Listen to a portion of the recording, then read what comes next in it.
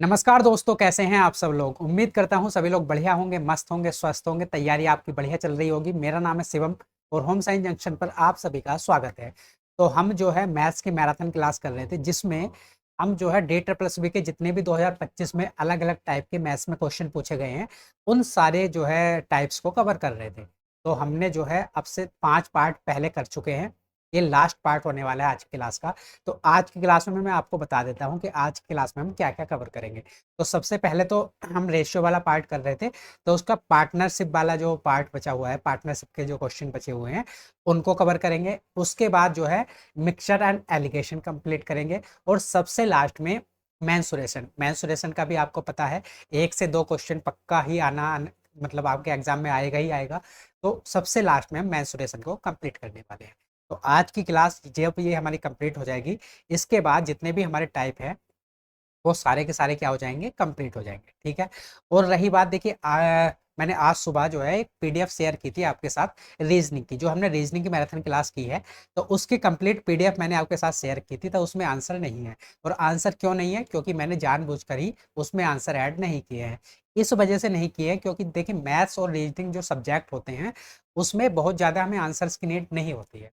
अगर मैं बात करूँ जीएस और इंग्लिश, उसमें हमें आंसर की ज़रूरत होती है। लेकिन मैथ्स और रीजनिंग में ऐसा रहता है कि अगर हमने क्वेश्चन को सोल्व कर लिया तो हमारा आंसर आ जाएगा। अगर हमसे क्वेश्चन ही सोल्व नहीं हो पा रहा तो हमारा आंसर कैसे आएगा, है ना। तो और ना ही ये हमारा एक कोई प्रैक्टिस सेट है। अगर प्रैक्टिस सेट होता, या फिर जैसे हम प्रीवियस ईयर पेपर सोल्व कर रहे थे, जितने भी आंसर की को सोल्व कर रहे थे, उसकी आंसर की मैं साथ में ऐड करता था। लेकिन क्योंकि ये एक हमारा प्रैक्टिस सेट नहीं है, ये जस्ट एक रिवीजन के लिए है कि जितने टाइप आए हैं उनको आप रिवाइज कर सको। और हमने एक बार तो ऑलरेडी कर लिए हैं, आपको दोबारा से रिवाइज करना है, तो आंसर की इतनी ज़्यादा नीड नहीं होनी चाहिए। आप क्वेश्चन को करते चले जाओ, करते चले जाओ, आपके आंसर आते चले जाएंगे। कहीं पर आपको कहीं पर डाउट आता है कि भाई ये क्वेश्चन नहीं हो रहा, तो उसके लिए आप वीडियो में सॉल्यूशन उसका देख सकते हो। अगर कोई लगता है कि यहाँ पर ये चीज़ें हमको समझ में नहीं आ रही, उसके लिए वीडियो में पर्टिकुलर क्वेश्चन को देख सकते हो। नहीं तो आप जो है उसको रेफरेंस के लिए कि हमें भाई ये जो है एक रिवीजन के तौर पे जो है इसको देखना है, तो आप रिवीजन के तौर पे क्वेश्चन को करते चले जाना, है ना। और आपने एक बार तो कर लिए है मेरे साथ, तो अब आपको बहुत ज़्यादा मुश्किल आएगी नहीं।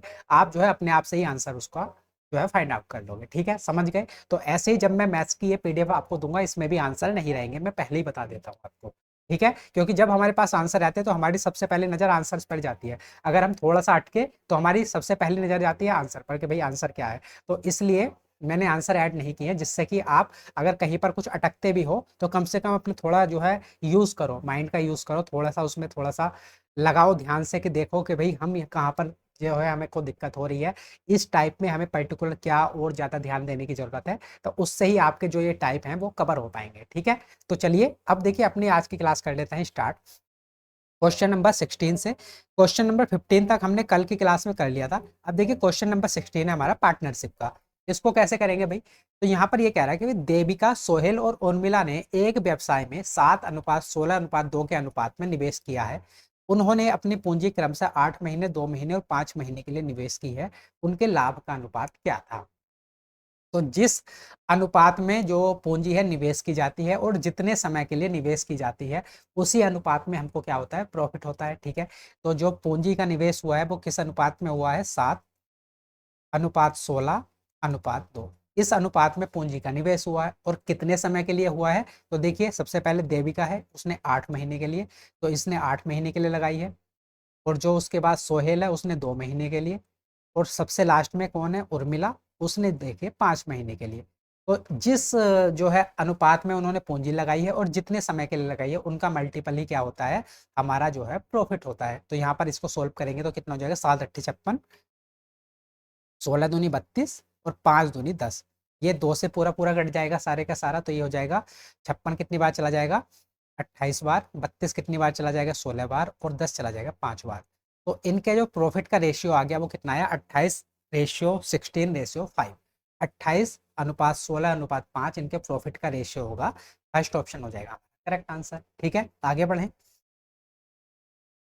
अब देखिए क्वेश्चन नंबर 17 है हमारे सामने। ये क्या बोल रहा है कि भाई एक कंपनी लाभ अर्जित करती है जिसे कंपनी के 3 साझेदारों में, 3 पार्टनर्स के बीच में 10:2:14 के अनुपात में वितरित किया जाता है। यदि सबसे छोटे और सबसे बड़े शेयरों के बीच का अंतर 91,722 है, तो कंपनी का कुल लाभ क्या होगा। ठीक है, तो यहाँ पर देखिए शेयरों का अगर मैं रेशो की बात करूँ कि जिस अनुपात में उन्होंने जो है पूंजी को निवेश किया है वो कितनी है भाई, 10:2:14, 14 है ना, इस अनुपात में उन्होंने जो है पूंजी को निवेश किया है।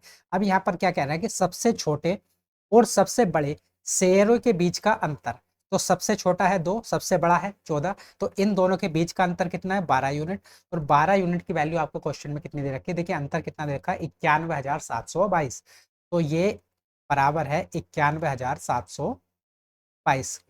ठीक है, इतनी बात। अब हमें बताना है कंपनी का कुल लाभ क्या होगा, तो भाई जिस अनुपात में वो पूंजी लगाते हैं उसी अनुपात में प्रॉफिट होता है, तो यहाँ पर 10:2:14 के अनुपात में इन्होंने पूंजी लगाई है, तो टोटल अगर मैं लाभ बात करूं तो इनको अगर मैं सम कर दूंगा तो टोटल लाभ पता चल जाएगा, तो सम कर देते हैं। तो ये कितना आ जाएगा भाई, 14, 10, 24 और 2, 26, टोटल 26 यूनिट का लाभ होना चाहिए, है ना, 26 यूनिट का लाभ होना चाहिए। अब देखिए अंतर 12 यूनिट की वैल्यू 91,722 है, तो यहाँ से 1 यूनिट की वैल्यू कितनी आ जाएगी अपॉन 12, और अगर मुझे टोटल लाभ पता करना है तो गुणा किससे करनी पड़ेगी, 26 से मुझको मल्टीप्लाई करना पड़ेगा। अब देखिए 2 से ये 12 कितनी बार चला जाएगा, 6 बार, और 26 चला जाएगा 13 बार, और 6 से ये कितनी बार चला जाएगा भाई 6, बचेगा 3, 6 पंजे 30, बचेगा 1, और 6 दूनी 12, 5, 6 अट्ठे 48, बचेगा कितना 48 प्लस 4 42, सॉरी 52, और 6 सत्ते 42, इतनी बार चला जाएगा 1500, 15, 28, 7, और मल्टीप्लाई में क्या है 13। ठीक है, अब हमको इसको गुणा करनी है, हमारे पास क्या आ जाएगा, टोटल लाभ आ जाएगा, टोटल प्रॉफिट आ जाएगा। अब देखिए अगर हमें यहाँ पर देखूं, सारे के सारे जो ऑप्शन मुझको दे रखे हैं उनके सभी के जो है यूनिट डिजिट अलग अलग हैं, तो अगर मैं सिर्फ यूनिट डिजिट पर फोकस करूं तो मेरा आंसर हो जाएगा, मतलब मुझे ये पूरी कैलकुलेशन करने की नीड नहीं पड़ेगी। तो 3 सत्ते 21, इकाई का अंक क्या आना चाहिए, 1 आना चाहिए, 1 देखिए सिर्फ एक ही ऑप्शन में है, फर्स्ट ऑप्शन हो जाएगा हमारा करेक्ट आंसर। ठीक है, आगे बढ़े। अब क्वेश्चन नंबर देखते हैं 18। अब क्वेश्चन नंबर 18 है, एक सेकंड आप रुकेंगे। अब देखिए यहाँ पर अब आपको ठीक दिखाई देगा, तो यहाँ पर क्वेश्चन में क्या बोल रहा है भाई, लैंग्वेज काफी बड़ी है, यहाँ पर शुरू में जो है इंग्लिश में क्वेश्चन है, बाद में हिंदी में लिखा हुआ है, तो क्वेश्चन को पढ़ लेते हैं। PQ and R started a business investing rupees 80,000, 60,000 and 1 lakh respectively. P invested for 12 months, Q for 9 months and R for 6 months. At the end of the year, they earned a profit of 1,50,000. R for handling operations is given a bonus of 10,000. The remaining profit is shared in the ratio of capital multiplied by time. Find R's total amount received. समझ गए question आप, तो question को आपने पढ़ लिया होगा, तो देखिए क्वेश्चन की लैंग्वेज बड़ी है, कोई बात नहीं, ऐसे क्वेश्चन भी आएंगे तो इनको भी हमें करना है ना, लेकिन अप्रोच अपनी सही रखनी है। यहाँ पर देखिए PQ और R ने क्रम से 80,000, 60,000 और 1 लाख रुपए निवेश करके एक व्यवसाय को शुरू किया है। ठीक है, तो भाई जो इनका निवेश का जो रेशियो होता है, तो हमें रेशियो लेना होता है, बेसिकली जो पार्टनरशिप के क्वेश्चन होते हैं उसमें हमें क्या लेना होता है, अनुपात लेना होता है, उसी से हमारा क्वेश्चन जो है सोल्व हो जाता है। अगर हम अनुपात से रेशियो लेके क्वेश्चन को करते हैं, हमारी कैलकुलेशन भी आसान रहती है। तो आप यहाँ पर देखोगे, देखिए सब में 4 जीरो हैं, सभी में जो है 4 जीरो है, तो अगर मैं सभी में से 4 जीरो को हटा दूं और इनका डायरेक्ट रेशियो लेके क्वेश्चन को सोल्व करूं, तब मेरे लिए चीजें आसान हो जाएंगी। तो अब क्या हो गया, P Q और R, अब क्वेश्चन क्या बन गया मेरे लिए, PQR ने क्रम से 8 रुपए, 6 रुपए और 10 रुपए निवेश करके एक व्यवसाय शुरू किया था, क्योंकि ये तो अगर हम यहाँ से रेशियो लेते तो ये तो जीरो वैसे भी हट ही जाने थे। ठीक है, तो हमने इसको ऐसे लिख लिया। उसके बाद P ने 12 महीने के लिए, Q ने 9 महीने के लिए और R ने 6 महीनों के लिए निवेश किया है। तो P ने कितने महीने के लिए किया है, 12 महीने के लिए, और Q ने किया है 9 महीने के लिए, और R ने किया है 6 महीने के लिए। ठीक है, इतनी बात। तो यहाँ से इनका जो है टोटल प्रॉफिट का रेशियो आ जाएगा। तो अगर भाई आप यहाँ से देखोगे, तो अगर यहाँ से रेशियो देखोगे तो 6 से यहाँ पर ये कट जाएगा, 6 से 12 2 बार। अब अगर 2 से काट सॉरी 2 से तो नहीं कटेगा, तो अब इसको लिख लेते हैं, 8 दूनी 16, यहाँ पर है 9 और यहाँ पर है 10, तो इनके जो प्रॉफिट का रेशियो आ जाएगा वो कितना आ जाएगा, 16:9:10। यहाँ तक क्लियर है चीजें। अब आगे क्वेश्चन को पढ़ते हैं। वर्ष के अंत में उन्हें 1,50,000 रुपए का प्रॉफिट होता है। आर को संचालन के लिए 10,000 रुपए का बोनस दिया जाता है। शेष लाभ को पूंजी गुणा समय के अनुपात में साझा किया जाता है। तो आर द्वारा प्राप्त कुल राशि कितनी है। तो भाई आर को जो है बिजनेस संभालने के लिए 10,000 रुपये एक्स्ट्रा दिए जाते हैं। टोटल प्रॉफिट कितने का हुआ था? 1,50,000 का। इस टोटल प्रॉफिट में से 10,000 रुपये तो किसको दे दिए पहले ही? आर को। तो अब प्रॉफिट कितना बचा है? 1,40,000, क्योंकि 10,000 तो हमने प्रॉफिट में से हटा के सीधे सीधे आर को दे दिए बिजनेस संभालने के लिए। अब जो हमारे पास ये प्रॉफिट बचा है 1,40,000, इसको जो रेशियो में इन्होंने पूंजी और जितने समय के लिए लगाई है उस अनुपात में हमको डिवाइड करना है। और लास्ट में हमें क्या बताना है कि आर द्वारा प्राप्त कुल राशि कितनी है। 10,000 तो प्लस ये होगी, तो ये तो लास्ट में हम 10,000 कर ही देंगे। तो अब इस रेशियो से आर की जो है पूंजी निकाल लेते हैं। टोटल यहाँ पर लाभ कितने का हुआ है, तो सबको जोड़ेंगे कितना आ जाएगा? 16,9 हो जाएगा भाई 25, 25 प्लस 10 हो जाएगा 35। तो टोटल ये 35 यूनिट की वैल्यू है, क्योंकि 1,40,000 का टोटल प्रॉफिट है। और टोटल प्रॉफिट मतलब 35 यूनिट की वैल्यू। हमें किसकी वैल्यू निकालनी है? आर द्वारा प्राप्त कुल राशि। तो आर की वैल्यू निकालनी है, तो आर का जो रेशियो है वो कितना है? 10। तो गुणा कर देंगे 10, यहाँ से आर की वैल्यू हमें पता चल जाएगी। अब देखिए 5 सत्ते 35, 5 दूनी 10, 7 से 14 2 बार। तो ये कितना हो गया? ये हो गया भाई 20,000, और 20,000 की 2 से गुणा करेंगे, ये हो जाएगा 40,000। तो आर का जो प्रॉफिट आया इस वाले रेशियो में वो कितना है? 40,000। साथ के साथ स्टार्टिंग में 10,000 रुपए अलग से दिए गए थे आर को संचालन संभालने के लिए। तो 40,000 तो ये है, प्लस 10,000 और कर देंगे। तो टोटल जो आर का शेयर है, आर का जो टोटल प्रॉफिट है वो कितना हो जाएगा? 50,000 हो जाएगा। हमारा कौन सा ऑप्शन है? थर्ड ऑप्शन हो जाएगा करेक्ट आंसर। ठीक है, तो हमें आर का टोटल से जो है रेशियो बताना था कि आर द्वारा प्राप्त कुल राशि कितनी है। तो कितनी है? 50,000 है। थर्ड ऑप्शन हो गया हमारा करेक्ट आंसर। समझ पाए? तो जो भी हमारे पार्टनरशिप के क्वेश्चन आते हैं, हमें जो है अगर उसको रेशियो से करें चीजों को, तो हमारा जो है क्वेश्चन आसान हो जाता है। अब आप कहोगे यहाँ पर 8, 6, 10 है, इसका भी हम रेशियो ले सकते थे, बिल्कुल ले सकते थे। 8 को हम पहले ही 4 लिख सकते थे, 6 को हम पहले ही क्या लिख सकते थे? 3, और 10 को पहले ही लिख सकते थे 5। आप ऐसे भी कर सकते थे, ऐसे भी कोई परेशानी नहीं है। ठीक है, आगे बढ़ जाए। अब अगला क्वेश्चन देखते हैं, क्वेश्चन नंबर 19। अब देखिए क्वेश्चन नंबर 19 यहाँ पर भी पूरी स्क्रीन पे क्वेश्चन आ रहा है, तो इसको भी हम ऐसे ही कर लेते हैं। तो यहाँ पर देखिए क्या बोल रहा है, ए और बी एक व्यवसाय शुरू करते हैं।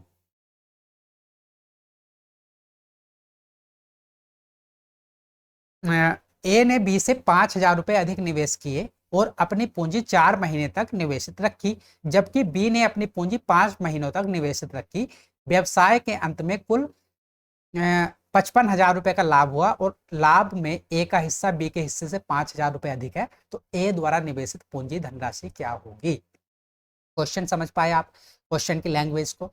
तो यहाँ पर देखिए ए और बी दो पार्टनर्स हैं, एक व्यवसाय स्टार्ट करते हैं, एक बिजनेस स्टार्ट करते हैं। फिर क्या होता है भाई, ए ने जो बी से 5,000 रुपए अधिक निवेश किए हैं, मतलब मान लो कि बी ने अगर x रुपए निवेश किए हैं, x रुपए इन्वेस्ट किए हैं, तो ए ने कितने किए हैं? बी से 5,000 ज्यादा, मतलब इसने x प्लस 5,000 रुपए इन्वेस्ट किए होंगे। इतनी बात आप समझ पा रहे हैं? अब आगे क्या कह रहा है कि भाई पांच ए ने जो है बी से 5,000 रुपए अधिक निवेश किए हैं और अपनी पूंजी को 4 महीने के लिए। तो ए ने कितने समय के लिए लगाया है? 4 महीने के लिए। और बी ने अपनी पूंजी 5 महीने के लिए, तो इसने लगाई है 5 महीने के लिए। ठीक है, तो जो इनके प्रॉफिट का रेशियो आएगा वो भी इसी अनुपात में आएगा। इतनी बात तो आप समझते हैं। अब ये कह रहा है कि भाई व्यवसाय के अंत में कुल 55,000 रुपए का लाभ हुआ, और लाभ को ए और बी के हिस्से में डिवाइड किया गया। तो क्या होता है? 5,000 रुपए अधिक मिलते हैं ए को, जो है बी से 5,000 रुपए अधिक मिलते हैं। तो ए द्वारा निवेशित पूंजी की धनराशि क्या होगी? हमें यह बताना है। एक्स प्लस 5,000 की हमें वैल्यू बतानी है। ठीक है, कि इतनी पूंजी उसने निवेश की थी, तो एक्स प्लस 5,000 मतलब बेसिकली मुझे एक्स की वैल्यू निकालनी है। तो अब अगर मैं इस क्वेश्चन को जो है ऑप्शन के थ्रू करूं, तब मेरे लिए क्वेश्चन बहुत आसान बन जाएगा, बहुत इजी बन जाएगा। अगर मैं प्रॉपर तरीके से करूं तो चीजें यहाँ पर थोड़ी सी टाइम ले सकती हैं, टाइम टेकिंग हो सकती है। लेकिन अगर इसी क्वेश्चन को आप ऑप्शन की हेल्प से करोगे तो इतना आसान हो जाएगा कि तुरंत आपका जो है आंसर आ जाएगा। अब देखिए भाई, यहाँ पर ए ने बी से 5,000 रुपए ज्यादा इन्वेस्ट किए थे। अब हमारे जो है ऑप्शन दे रखे हैं 14,000, 12,000, 13,000, 15,000। ये ए के दे रखे हैं कि ए द्वारा निवेशित पूंजी। तो ये ए की निवेशित पूंजी मतलब एक्स प्लस 5,000 की वैल्यू आपको ये दे रखी है। तो अब कौन सा होगा? तो अगर मैं देखिए फोर्थ ऑप्शन को ले लूँ 15,000 के, ए ने जो है टोटल 15,000 रुपए निवेश किए थे, तो यहाँ से एक्स की वैल्यू कितनी आ जाएगी? 10,000। ठीक है, मैंने यही वाला ऑप्शन क्यों लिया? क्योंकि 15,000 और 10,000 पर कैलकुलेशन करना थोड़ा आसान है। अगर मैं यहाँ पर 14,000 लेता तो ये क्या इतना हो जाता? ये हो जाता हमारे पास 5,000 कम 9,000। तो 9,000 और 14,000 से जो है 15,000 और 10,000 पर कैलकुलेशन करना ज़्यादा आसान है, इसलिए मैंने फोर्थ ऑप्शन को उठा लिया। अभी मुझे पता नहीं है कि यही सही होगा या फिर नहीं, लेकिन मैंने जो है जस्ट चेक करने के लिए, जिससे मेरी कैलकुलेशन जल्दी से हो जाए, मैंने इस वाले ऑप्शन को उठा लिया है। ठीक है, अब भाई ए की वैल्यू है 15,000, तो बी की वैल्यू कितनी हो जाएगी? बी की वैल्यू हो जाएगी हमारी 10,000, क्योंकि ए ने जो है बी से 5,000 रुपये एक्स्ट्रा निवेश किए हैं। अब देखिए, ए ने अगर 15,000 किए हैं तो बी ने कितने किए होंगे? 10,000। अब चीज़ों को कैलकुलेशन करके आप देख लीजिए। तो इसने अगर 15,000 निवेश किए हैं तो इसने 10,000, है ना? तो सॉरी, तो अगर इसने 15,000 निवेश किए हैं तो इसने 10,000। अब 15,000 इसने कितने महीने के लिए? 4 महीने के लिए निवेश किए हैं, है ना? और बी ने 10,000 कितने महीने के लिए? 5 महीने के लिए निवेश किए हैं। ठीक है, तो अब यहां से हम इनका रेशियो ले सकते हैं। तो देखिए, 3 जीरो से तो 3 जीरो, 15, 3 जीरो है ना, और 15, 5 से 5 दिया 15, 10, 5 दूनी 10, तो यहाँ पर 3 चौक 12 और ये 5 दूनी 10। फिर से रेशियो ले लेंगे तो 6:5। इनका जो अनुपात आया प्रॉफिट का, वो कितना आया? 6:5। इतनी बात क्लियर है? यहाँ पर कोई डाउट तो नहीं है, कोई कंफ्यूजन तो नहीं है कि ए और बी के प्रॉफिट का रेशियो आ गया हमारा 6:5। ठीक है, अब भाई व्यवसाय के अंत में टोटल प्रॉफिट हमको कितने का हो रहा था? 55,000 का। 55,000 का टोटल प्रॉफिट था, और यहाँ पर टोटल प्रॉफिट कितने का है? 6 + 5 11 यूनिट का। तो बेसिकली 11 यूनिट की वैल्यू आपको क्वेश्चन में कितनी दे रखी है? 50,000 दे रखी है। तो 11 यूनिट की वैल्यू आपको क्वेश्चन में 50,000 दे रखी है, तो यहाँ से 1 यूनिट की वैल्यू बड़ी आसानी से निकाल सकते हैं। तो 1 यूनिट की वैल्यू कितनी आ जाएगी? 1 यूनिट की वैल्यू आ जाएगी हमारी 5,000। ठीक है, तो अब देखिए क्वेश्चन के अकॉर्डिंग ए का हिस्सा प्रॉफिट में जो है, लाभ में, ए का हिस्सा बी के हिस्से से 5,000 रुपये अधिक था। और यहाँ पर देखिए, ए का प्रॉफिट था 6 यूनिट, बी का प्रॉफिट था 5 यूनिट। कितना ज़्यादा? ए का प्रॉफिट 1 यूनिट ज़्यादा, और 1 यूनिट की वैल्यू हमने क्या निकाली है? 5,000। तो ये बिल्कुल इससे मैच खाता है, मतलब हमारा फोर्थ ऑप्शन जो हमने लिया था कि ए ने 15,000 रुपये निवेश किए हैं, बिल्कुल करेक्ट है। तो समझ पाए आप कि ऑप्शन की हेल्प से हम कितनी आसानी से इस क्वेश्चन को सॉल्व कर सकते थे। अभी मैंने लिख के चीज़ों को बताया है आपको, इसलिए थोड़ा सा लिखना पड़ा है, नहीं तो अगर आप करेंगे तो आप जो है इसको बहुत ज़्यादा लिखने की ज़रूरत नहीं है, वर्बली भी क्वेश्चन को सोल्व कर सकते हैं। ठीक है, समझ पाए? अगर किसी का कोई डाउट है तो आप पूछ लेना, यहाँ पर कुछ कन्फ्यूजन है तो, नहीं तो हम आगे बढ़ेंगे।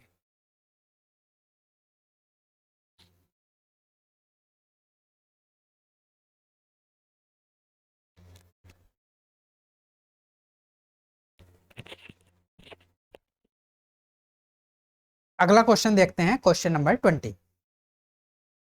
अब देखिए, क्वेश्चन नंबर 20 की लैंग्वेज भी काफ़ी बड़ी है, तो जितने भी हमारे पार्टनरशिप के क्वेश्चन आए हुए हैं, इनकी लैंग्वेज काफ़ी बड़ी बड़ी है। कोई बात नहीं, यहाँ पर ये क्या बोल रहा है? एम और एन ने एक व्यवसाय 90,000 1,20,000 का निवेश करके 6 महीनों बाद एम ने 30,000 रुपये जोड़े और एन ने 20,000 रुपये निकाल लिए, तो वर्ष के अंत में लाभ 1,44,000 था। विस्तार के लिए 12,000 रुपये रखे गए और एन को खाता प्रबंधन के लिए 6,000 रुपये मिले, तो बाकी राशि को पूंजी गुणा समय के अनुपात में बांटा गया। एम का कुल लाभ हिस्सा क्या है? उत्तर को बताना है हमें निकटतम पूर्णांकित, मतलब जो आंसर आपको दे रखे हैं ये कंप्लीट आंसर नहीं है, तो आप ना तो यहाँ पर यूनिट डिजिट का यूज कर सकते हैं, ना कि किसी की डिविजिबिलिटी चेक कर सकते हैं। समझ गए इतनी बात को? अब देखिए क्वेश्चन को हमें कैसे सोल्व करना है।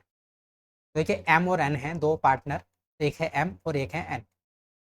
अब एम और एन ने एक व्यवसाय में देखिए 90,000 और 1,20,000 रुपये निवेश किए हैं। तो मैंने आपको बताया था कि पार्टनरशिप क्वेश्चन में हमें क्या लेना होता है? रेशियो लेना होता है। तो यहाँ से अगर मैं 4 जीरो हटा दूँ तो यहाँ से भी 4 जीरो हटा दूंगा, तो अब क्या हो जाएगा? एम ने निवेश किए हैं 9 रुपये, तो एन ने कितने निवेश किए हैं? एन ने निवेश किए हैं 12 रुपये। ठीक है, इतनी बार। अब देखिए 6 महीनों के बाद, तो 6 महीने तक एम ने 9 रुपये निवेश किए, 6 महीने तक एन ने 12 रुपये निवेश किए। ठीक है, अब देखिए 6 महीने के बाद क्या होता है? एम ने 30,000 रुपये और जोड़ दिए। तो मैंने जैसे कि यहाँ पर लिया है कि रेशियो लिया है, तो 4 जीरो हटाए हैं, तो यहाँ से भी मैं 4 जीरो हटा दूंगा, 1 2 3 4, क्योंकि अल्टीमेटली मुझे क्या लेना है? रेशियो। तो 6 महीने के बाद एम ने 3 रुपये और जोड़ दिए। अब ये क्वेश्चन बन गया, तो पहले 9 रुपये उसने लगा रखे थे, 3 रुपये और जोड़ दिए, तो अब कितने लगा दिए? 12, और ये लास्ट के 6 महीने हुए। ठीक है, ऐसे ही एन ने 20,000 रुपये निकाल लिए, तो 20,000 को हम क्या करेंगे? 4 जीरो हटा देंगे। तो अब क्वेश्चन क्या हो गया? और एन ने 2 रुपये निकाल लिए, तो पहले उसने 12 रुपये लगा रखे थे, अब 2 रुपये निकाल लिए, तो अब कितने लगाएगा? सिर्फ 10। कितने महीने के लिए? 6 महीने के लिए। ठीक है, इतनी बात समझ पा रहे हो? तो अब यहाँ से हम जो है इनके प्रॉफिट का रेशियो ले सकते हैं। तो भाई ये हो जाएगा, अगर आप 9 गुणा 6 और 12 गुणा 6 करोगे तो इसको हम डायरेक्ट क्या लिखते हैं, 12 प्लस 9 गुणा 6। यहाँ से हम 6 कॉमन ले सकते हैं, है ना। 6 जब हम कॉमन लेंगे तो ये कितना हो जाएगा, 12 प्लस 9। तो 12 प्लस 9 कितना हो जाएगा, 21, और गुणा में 6, क्योंकि 6 हमने कॉमन ले लिया। अगर हमने यहाँ पर भी 6 को कॉमन ले लिया तो यहाँ पर कितना हो जाएगा, 12 प्लस 10 22, तो यहाँ पर कितना हो जाएगा, 22 गुणा 6। अब 6 से तो 6 कैंसिल आउट, तो इनके प्रॉफिट का रेशियो क्या आ गया, 21:22। ये इनके प्रॉफिट का रेशियो आ गया, ठीक है। तो भाई अब हमें क्या बताना है, एम का कुल लाभ बताना है ना, कि एम को टोटल लाभ कितना हुआ है। तो भाई अगर यहाँ पर क्वेश्चन में ये नहीं लिखा गया होता तो आंसर हमें राउंड ऑफ बताना है, मतलब निकटतम पूर्णांक तक पूर्णांकित बताना है। तब हम क्या कर सकते थे, यहाँ से मल्टीपल चेक कर सकते थे एम का। तो एम में किस किस का मल्टीपल छुपा हुआ है, 21 में 3 और 7 का। तो हम ऑप्शन में 3 और 7 का मल्टीपल चेक कर सकते थे, लेकिन यहाँ पर इसने लिख के दिया है कि राउंड ऑफ बताना है, मतलब ये ऑप्शन हमारे कंप्लीट नहीं है, इसलिए हम यहाँ पर जो है इस चीज को चेक नहीं कर सकते। समझ पाए इतनी बात। अब देखिए आगे देखते हैं। तो अब भाई देखिए वर्ष के अंत में टोटल लाभ कितने का होता है, 1,44,000 का। अब 1,44,000 का तो हमको लाभ हो रहा था, उसमें से बिजनेस को एक्सटेंड करने के लिए, बढ़ाने के लिए 12,000 रुपए तो अलग से रख लिए गए इस प्रॉफिट में से। साथ के साथ जो एन है उसको जो है प्रबंधन के लिए 6,000 रुपए भी अलग से मिले। तो जो प्रॉफिट हुआ 1,44,000 में से 12,000 रुपए ये अलग निकाल लिया बिजनेस को एक्सटेंड करने के लिए, प्लस 6,000 रुपए एन को दे दी खाता प्रबंधन के लिए। टोटल कितने रुपए इसमें से निकाल लिए, 12 प्लस 6 18,000। तो 1,44,000 में से 18,000 रुपए तो हमने माइनस कर लिए। ये 12,000 यहाँ पर रख लिए और 6,000 एन को दे दिए। तो अब हमारे पास कितना बचा है, 1,26,000। तो अब हमारे पास जो प्रॉफिट बचा है वो कितने का बचा है, 1,26,000 का बचा है। अब जो ये 1,26,000 है इसी को हमें जो है इनके जो है प्रॉफिट के रेशियो में डिवाइड करना है। तो अब देखिए एम का कुल लाभ हिस्सा हमें बताना है, एम का बताना है। तो टोटल यहाँ पर लाभ हुआ कितने का है, वैसे अगर मैं देखूं तो 21 प्लस 22, तो 21 प्लस 22 कितना हो जाएगा, ये हो जाएगा 43। तो बेसिकली 1,26,000 किसकी वैल्यू दे रखी है आपको, 43 यूनिट की। हमें किसकी निकालनी है, हमें 21 यूनिट की निकालनी है। क्यों, क्योंकि हमें एम का जो है कुल लाभ हिस्सा निकालना है। तो मुझे बेसिकली 21 यूनिट की वैल्यू निकालनी है, ठीक है। तो अब इसको हम यहाँ से सोल्व कर लेंगे। 1,26,000 43 यूनिट की वैल्यू है, हमें 21 यूनिट की वैल्यू चाहिए। तो भाई अब इसको कैसे सोल्व करेंगे, तो हमें अप्रोक्सीमेट वैल्यू बतानी है। 21 दूनी 42, अगर मैं 2 छंग 12 और 2 तिया 6 ऐसे जाऊं तो ऐसे गड़बड़ आ सकती है, क्योंकि यहाँ पर ऑप्शन इतने भी दूर दूर नहीं है। देखिए 61,500, 61,400, 62,300, तो ऑप्शन नज़दीक नज़दीक है। अगर मैं ऐसे करूंगा तो गड़बड़ हो सकती है। अब मुझे क्या करना पड़ेगा, इसको मल्टीप्लाई ही करना पड़ेगा। तो 126 को अगर मैं 21 से गुणा करूँ तो कितना आएगा, ये हो जाएगा भाई 6 2 1 2 छंग 12, 2 दूनी 4 और 1 5 और 2, 6 4 6 2, 2646 आ गया। तो 2646, साथ में 3 जीरो और हैं, और नीचे कितना है 43। तो अगर मैं 43 से इसको भाग कर दूंगा तो कितनी बार चला जाएगा भाई, 43 से 4 पंजे 20, 4 छंग 24, 4 सत्ते 28, 7 बार तो जाएगा नहीं, 6 ही बार जाएगा। तो कितना हो जाएगा, 6 18, और 6 चौक 24 और 1 25, 258। 264 में से 258 माइनस करोगे तो कितना आ जाएगा, यहाँ पर आ जाएगा 6। तो ये हो गया 66। अब 43 से 66 कितनी बार, एक बार, तो यहाँ पर 43 आ जाएगा। अब यहाँ से बचेगा कितना, 3, और यहाँ से बचेगा 2। अब ये 1 जीरो और आ जाएगा। अब ये कितनी बार चला जाएगा, 4 पंजे 20, 4 छंग 24, तो 5 ही बार जाएगा लगभग, है ना। तो 5 तिया 15, 5 चौक 20 और 1 21, 215। यहाँ से फिर से 15 बचेगा, फिर जीरो आ जाएगा। तो 615, और उसके बाद हमारा कुछ आएगा। अब ऑप्शन देख लीजिए, यहाँ पर देखिए 623 है, नहीं होगा। 635 है, नहीं होगा। और ये है हमारे पास कितना, 614, ये भी नहीं होगा, क्योंकि 5 बार तो ये ऑलरेडी जा रहा है। तो 615 के आगे 2 जरे, लगभग फोर्थ ऑप्शन हो जाएगा हमारा करेक्ट आंसर। तो समझ पाए इस वाले क्वेश्चन को आप, कि हमारा फोर्थ ऑप्शन हो जाएगा करेक्ट आंसर। हमें आंसर बताना था अप्रोक्सीमेशन में। अगर अप्रोक्सीमेशन में हमें आंसर नहीं बताना होता तब हमें ये सारा झमेला करने की कोई जरूरत नहीं थी। तब हमारा डायरेक्ट आंसर इसी 21 से 21 से ही आ जाता। हम जो है 21 में किसके मल्टीपल है, 7 और 3 के, 7 और 3 के मल्टीपल चेक करते हैं ऑप्शन में, हमारा ऑप्शन जो है करेक्ट हो जाता है, ठीक है।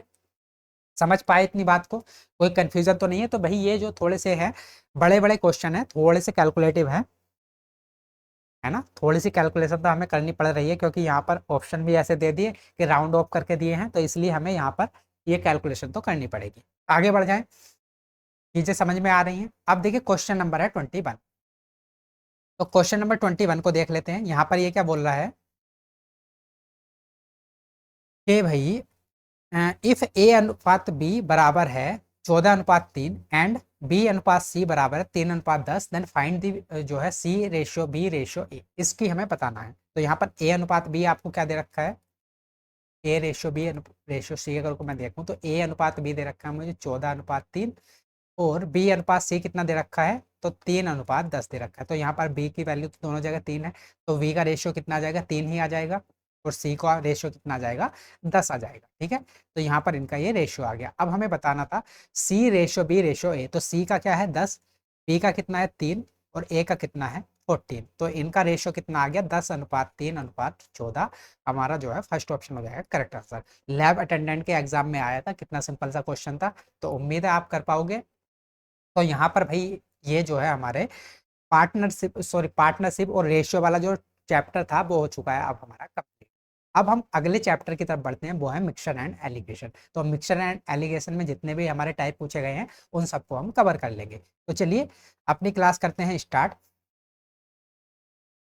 तो यहाँ पर मिक्सचर एंड एलिगेशन का फर्स्ट क्वेश्चन है हमारा। यहाँ पर ये क्या बोल रहा है, एक पंसारी के पास 72 kg चावल है, जिसका एक हिस्सा वो 9% के लाभ पर, 9% प्रॉफिट पर, और शेष हिस्सा 85% के प्रॉफिट पर बेचता है, और कुल मिलाकर उसे 28% का लाभ होता है, 28% का क्या हो जाता है, प्रॉफिट हो जाता है। तो अब हमें क्या बताना है, 85% लाभ पर बेचे गए चावल की मात्रा बतानी है कि 85% प्रॉफिट पर कितना चावल उसने बेचा है। तो यहाँ से हम जो है एलिगेशन लगा के जो है सबसे पहले रेशियो निकाल लेंगे। तो 28 में से 9 माइनस करूंगा तो कितना आ जाएगा, 9×3=70, 9×2=18 और 1 19 आ जाएगा। और 85 में से अगर मैं 28 माइनस करूंगा तो 15 में से 8 7 57 ये आ जाएगा। अब यहाँ से रेशियो ले 19 19×3=57, इनका अनुपात कितना आ गया 3:1। तो टोटल जो मेरे पास चावल की मात्रा थी वो थी 72 kg। तो बेसिकली अगर मैं बात करूँ 3 + 1 = 4, 4 यूनिट की वैल्यू आपको क्वेश्चन में कितनी दे रखी है, 72 kg, 72 किलोग्राम दे रखी है आपको वैल्यू क्वेश्चन में। अब 4 किलोग्राम की 4 यूनिट की वैल्यू आपको क्वेश्चन में दे रखी है 72 किलोग्राम। तो यहाँ से 1 यूनिट की वैल्यू कितनी आ जाएगी, 18 किलोग्राम, है ना। और ये देखिए 85% प्रॉफिट पर हम कौन सी कितना जो है पार्ट बेच रहे थे, एक पार्ट बेच रहे थे, और एक पार्ट की वैल्यू कितनी है 18 किलोग्राम, मतलब 85% लाभ पर बेचे गए चावल की मात्रा कितनी है, 18 किलोग्राम है। हमारा थर्ड ऑप्शन हो जाएगा करेक्ट आंसर। समझ गए, आगे बढ़े। अब देखिए नेक्स्ट क्वेश्चन देखते हैं, क्वेश्चन नंबर 2। क्वेश्चन नंबर 2 है, ये क्या बोल रहा है, शिवम ने 10 किलोग्राम चावल 36 रुपए किलोग्राम की दर से तथा 30 किलोग्राम चावल 45 किलोग्राम की दर से खरीदा। उसने मिश्रण को 42 रुपए प्रति किलोग्राम की दर से बेच दिया। उसको कितनी हानि हुई रुपए में, ये हमें बताना है। तो 10 किलोग्राम चावल, 10 kg जो चावल है उसने कितने रुपए प्रति किलो में खरीदा था, 36 रुपए प्रति किलो। तो 10 किलोग्राम चावल की टोटल कीमत कितनी हो गई, 360 रुपए। ठीक है, और 30 किलोग्राम कितने में खरीदा था, 45 रुपए किलो। तो 30 किलोग्राम चावल खरीदा था 45 रुपए किलो। तो 30 किलोग्राम चावल की कीमत टोटल कितनी हो गई, तो 30 × 45, तो ये हो जाएगा 0, और 3×5 = 15, 3×4 = 12 और 1 13, 1350 रुपये हो गए। तो अगर मैं total 10 kilo plus 30 kilo, total ये 40 किलो की, अगर मैं टोटल 40 किलो की वैल्यू देखूं कि कितने रुपए हमारा खर्च हुआ है, तो 0 6 5 11 3 3 6 और 1 7, तो 1710 रुपये टोटल जो हमारा कॉस्ट प्राइस आया वो कितने का आया, 1710 रुपये टोटल 40 किलो चावल को खरीदने में। अब क्या कहता है कि भाई उसने मिश्रण को, इन दोनों चावलों को एक साथ मिला दिया चावल, और हमारा जो मिश्रण हो गया वो कितने का हो गया, 40 किलोग्राम का मिश्रण हो चुका है। अब 40 किलोग्राम के मिश्रण को 42 रुपए प्रति किलोग्राम की दर से बेच दिया। तो अगर मैं 40 किलोग्राम को 42 रुपए प्रति किलोग्राम की दर से बेचूंगा तो टोटल मुझे कितने रुपए मिलेगा, तो 0 4 दूनी 8 4 चौक 16, 1680 रुपए मुझे मिल जाएंगे। तो कॉस्ट प्राइस था मेरे पास 40 किलो का 1710 रुपए, सेलिंग प्राइस है मेरे पास जो है 40 किलो का 1680 रुपए। तो 1710 रुपए की चीज को मैं 1680 रुपए में अगर बेच रहा हूँ तो मुझको कितने का जो है हानि हो रही है, कितने का लॉस, तो यहाँ पर मुझे 30 रुपए का लॉस हो रहा है। तो मेरा थर्ड ऑप्शन हो जाएगा करेक्ट आंसर। समझ गए, आगे बढ़ जाएं। अब अगला क्वेश्चन देखते हैं, क्वेश्चन नंबर 3 जीरोक्स ऑपरेटर में आया था। ये क्या बोलता है भाई, एक पंसारी को क्रमशः 208 रुपए और 273 रुपये प्रति किलोग्राम मूल्य वाले दो प्रकार के चावलों को किस अनुपात में मिश्रित करना चाहिए ताकि 257 रुपये प्रति किलोग्राम वाला चावल का मिश्रण प्राप्त हो। तो कैसे करेंगे, 208 रुपये प्रति किलोग्राम वाला है, यह है 273, और इनको मिला के कितने रुपए किलोग्राम वाला मिश्रण प्राप्त करना है, 257। तो यहाँ से हम क्या लगा देंगे, एलिगेशन लगा देंगे, तो हमें पता चल जाएगा कि किस अनुपात में हमको इनको मिलाना पड़ेगा। तो 257 में से अगर मैं 208 माइनस करूंगा तो यहाँ पर कितना आ जाएगा, यहाँ पर आ जाएगा 49, और 273 में से अगर मैं 257 को माइनस करूंगा तो यहाँ पर बचेगा 13 में से 7 6 16 बचेगा। ठीक है, तो मुझे किस अनुपात में जो है उनको मिश्रित करना पड़ेगा, 208 रुपये किलोग्राम और 273 रुपये किलोग्राम वाले चावल को, तो 16:49 में मुझको मिश्रित करना पड़ेगा। हमारा जो है सेकंड ऑप्शन हो जाएगा करेक्ट आंसर। ठीक है, आगे बढ़े, अगला क्वेश्चन देखते हैं, क्वेश्चन नंबर। तो यहाँ पर देखिए ये जो है हमारा मिक्सचर एंड एलिगेशन के बहुत कम क्वेश्चन आपसे पूछे गए थे और ये हमने कर लिए हैं कंप्लीट। ठीक, तो अगला जो हमारा टॉपिक है वो क्या है, एलसीएम और एचसीएफ। मुझे लगता है कि मिश्रण में जो है आपको कोई भी प्रॉब्लम नहीं आई होगी। ये 2-3 क्वेश्चन इसी तरह के पूछे गए थे, ज्यादा क्वेश्चन नहीं पूछे गए थे, तो इनको भी हमने कवर कर लिया। अब जो है अगर ऐसे क्वेश्चन आएंगे तो आपको तरीका पता चल गया होगा कि ऐसे क्वेश्चन को हमें एग्जाम में कैसे डील करना है। आगे बढ़ जाते हैं, अगला जो हमारा टॉपिक है वो है एलसीएम और एचसीएफ। ठीक है, तो इसके भी अलग अलग टाइप के क्वेश्चन जो आए हुए हैं उनको जल्दी से देख लेते हैं। यहाँ पर सबसे पहला क्वेश्चन है, the LCM of 92, 16, 368 and 345 is 92, 16, 368 और 345 का लघुत्तम समावर्तक क्या होगा, ये हमें बताना है। तो सबसे पहले तो आपको एलसीएम का पता होना चाहिए कि एलसीएम हमारा होता क्या है। तो एलसीएम भाई एक ऐसा नंबर होता है, जैसे कि मुझे अगर यहाँ पर इन चारों नंबरों का क्या लेना है, एलसीएम लेना है, तो एलसीएम वो एक नंबर होगा जो इन चारों नंबर से पूरा पूरा डिवाइड चला जाए। तो वो एक छोटे से छोटा नंबर होता है जो इन चारों संख्याओं से पूरा पूरा क्या हो जाए, डिवाइड हो जाए, वही होता है हमारा एलसीएम। समझ गए, तो हमारे पास एलसीएम क्या होता है, तो हमें एक ऐसा नंबर ढूंढना है जो 92 से भी, 16 से भी, 368 से भी और 345 से भी पूरा पूरा डिवाइड हो जाए, और छोटे से छोटा ढूंढना है ना, छोटे से छोटा वो नंबर ढूंढना है जो इन चारों से डिवाइड हो जाए, वही होता है हमारा एलसीएम। ठीक है, तो अब देखिए यहाँ पर अगर एलसीएम निकालना है तो इसका बेसिक तरीका क्या होता है, बेसिक तरीका मैं बता देता हूँ। जैसे मुझे 92, 16, 368 और 345 का अगर मुझे एलसीएम निकालना है तो इसका जो बेसिक तरीका होता है वो इस प्रकार से होता है।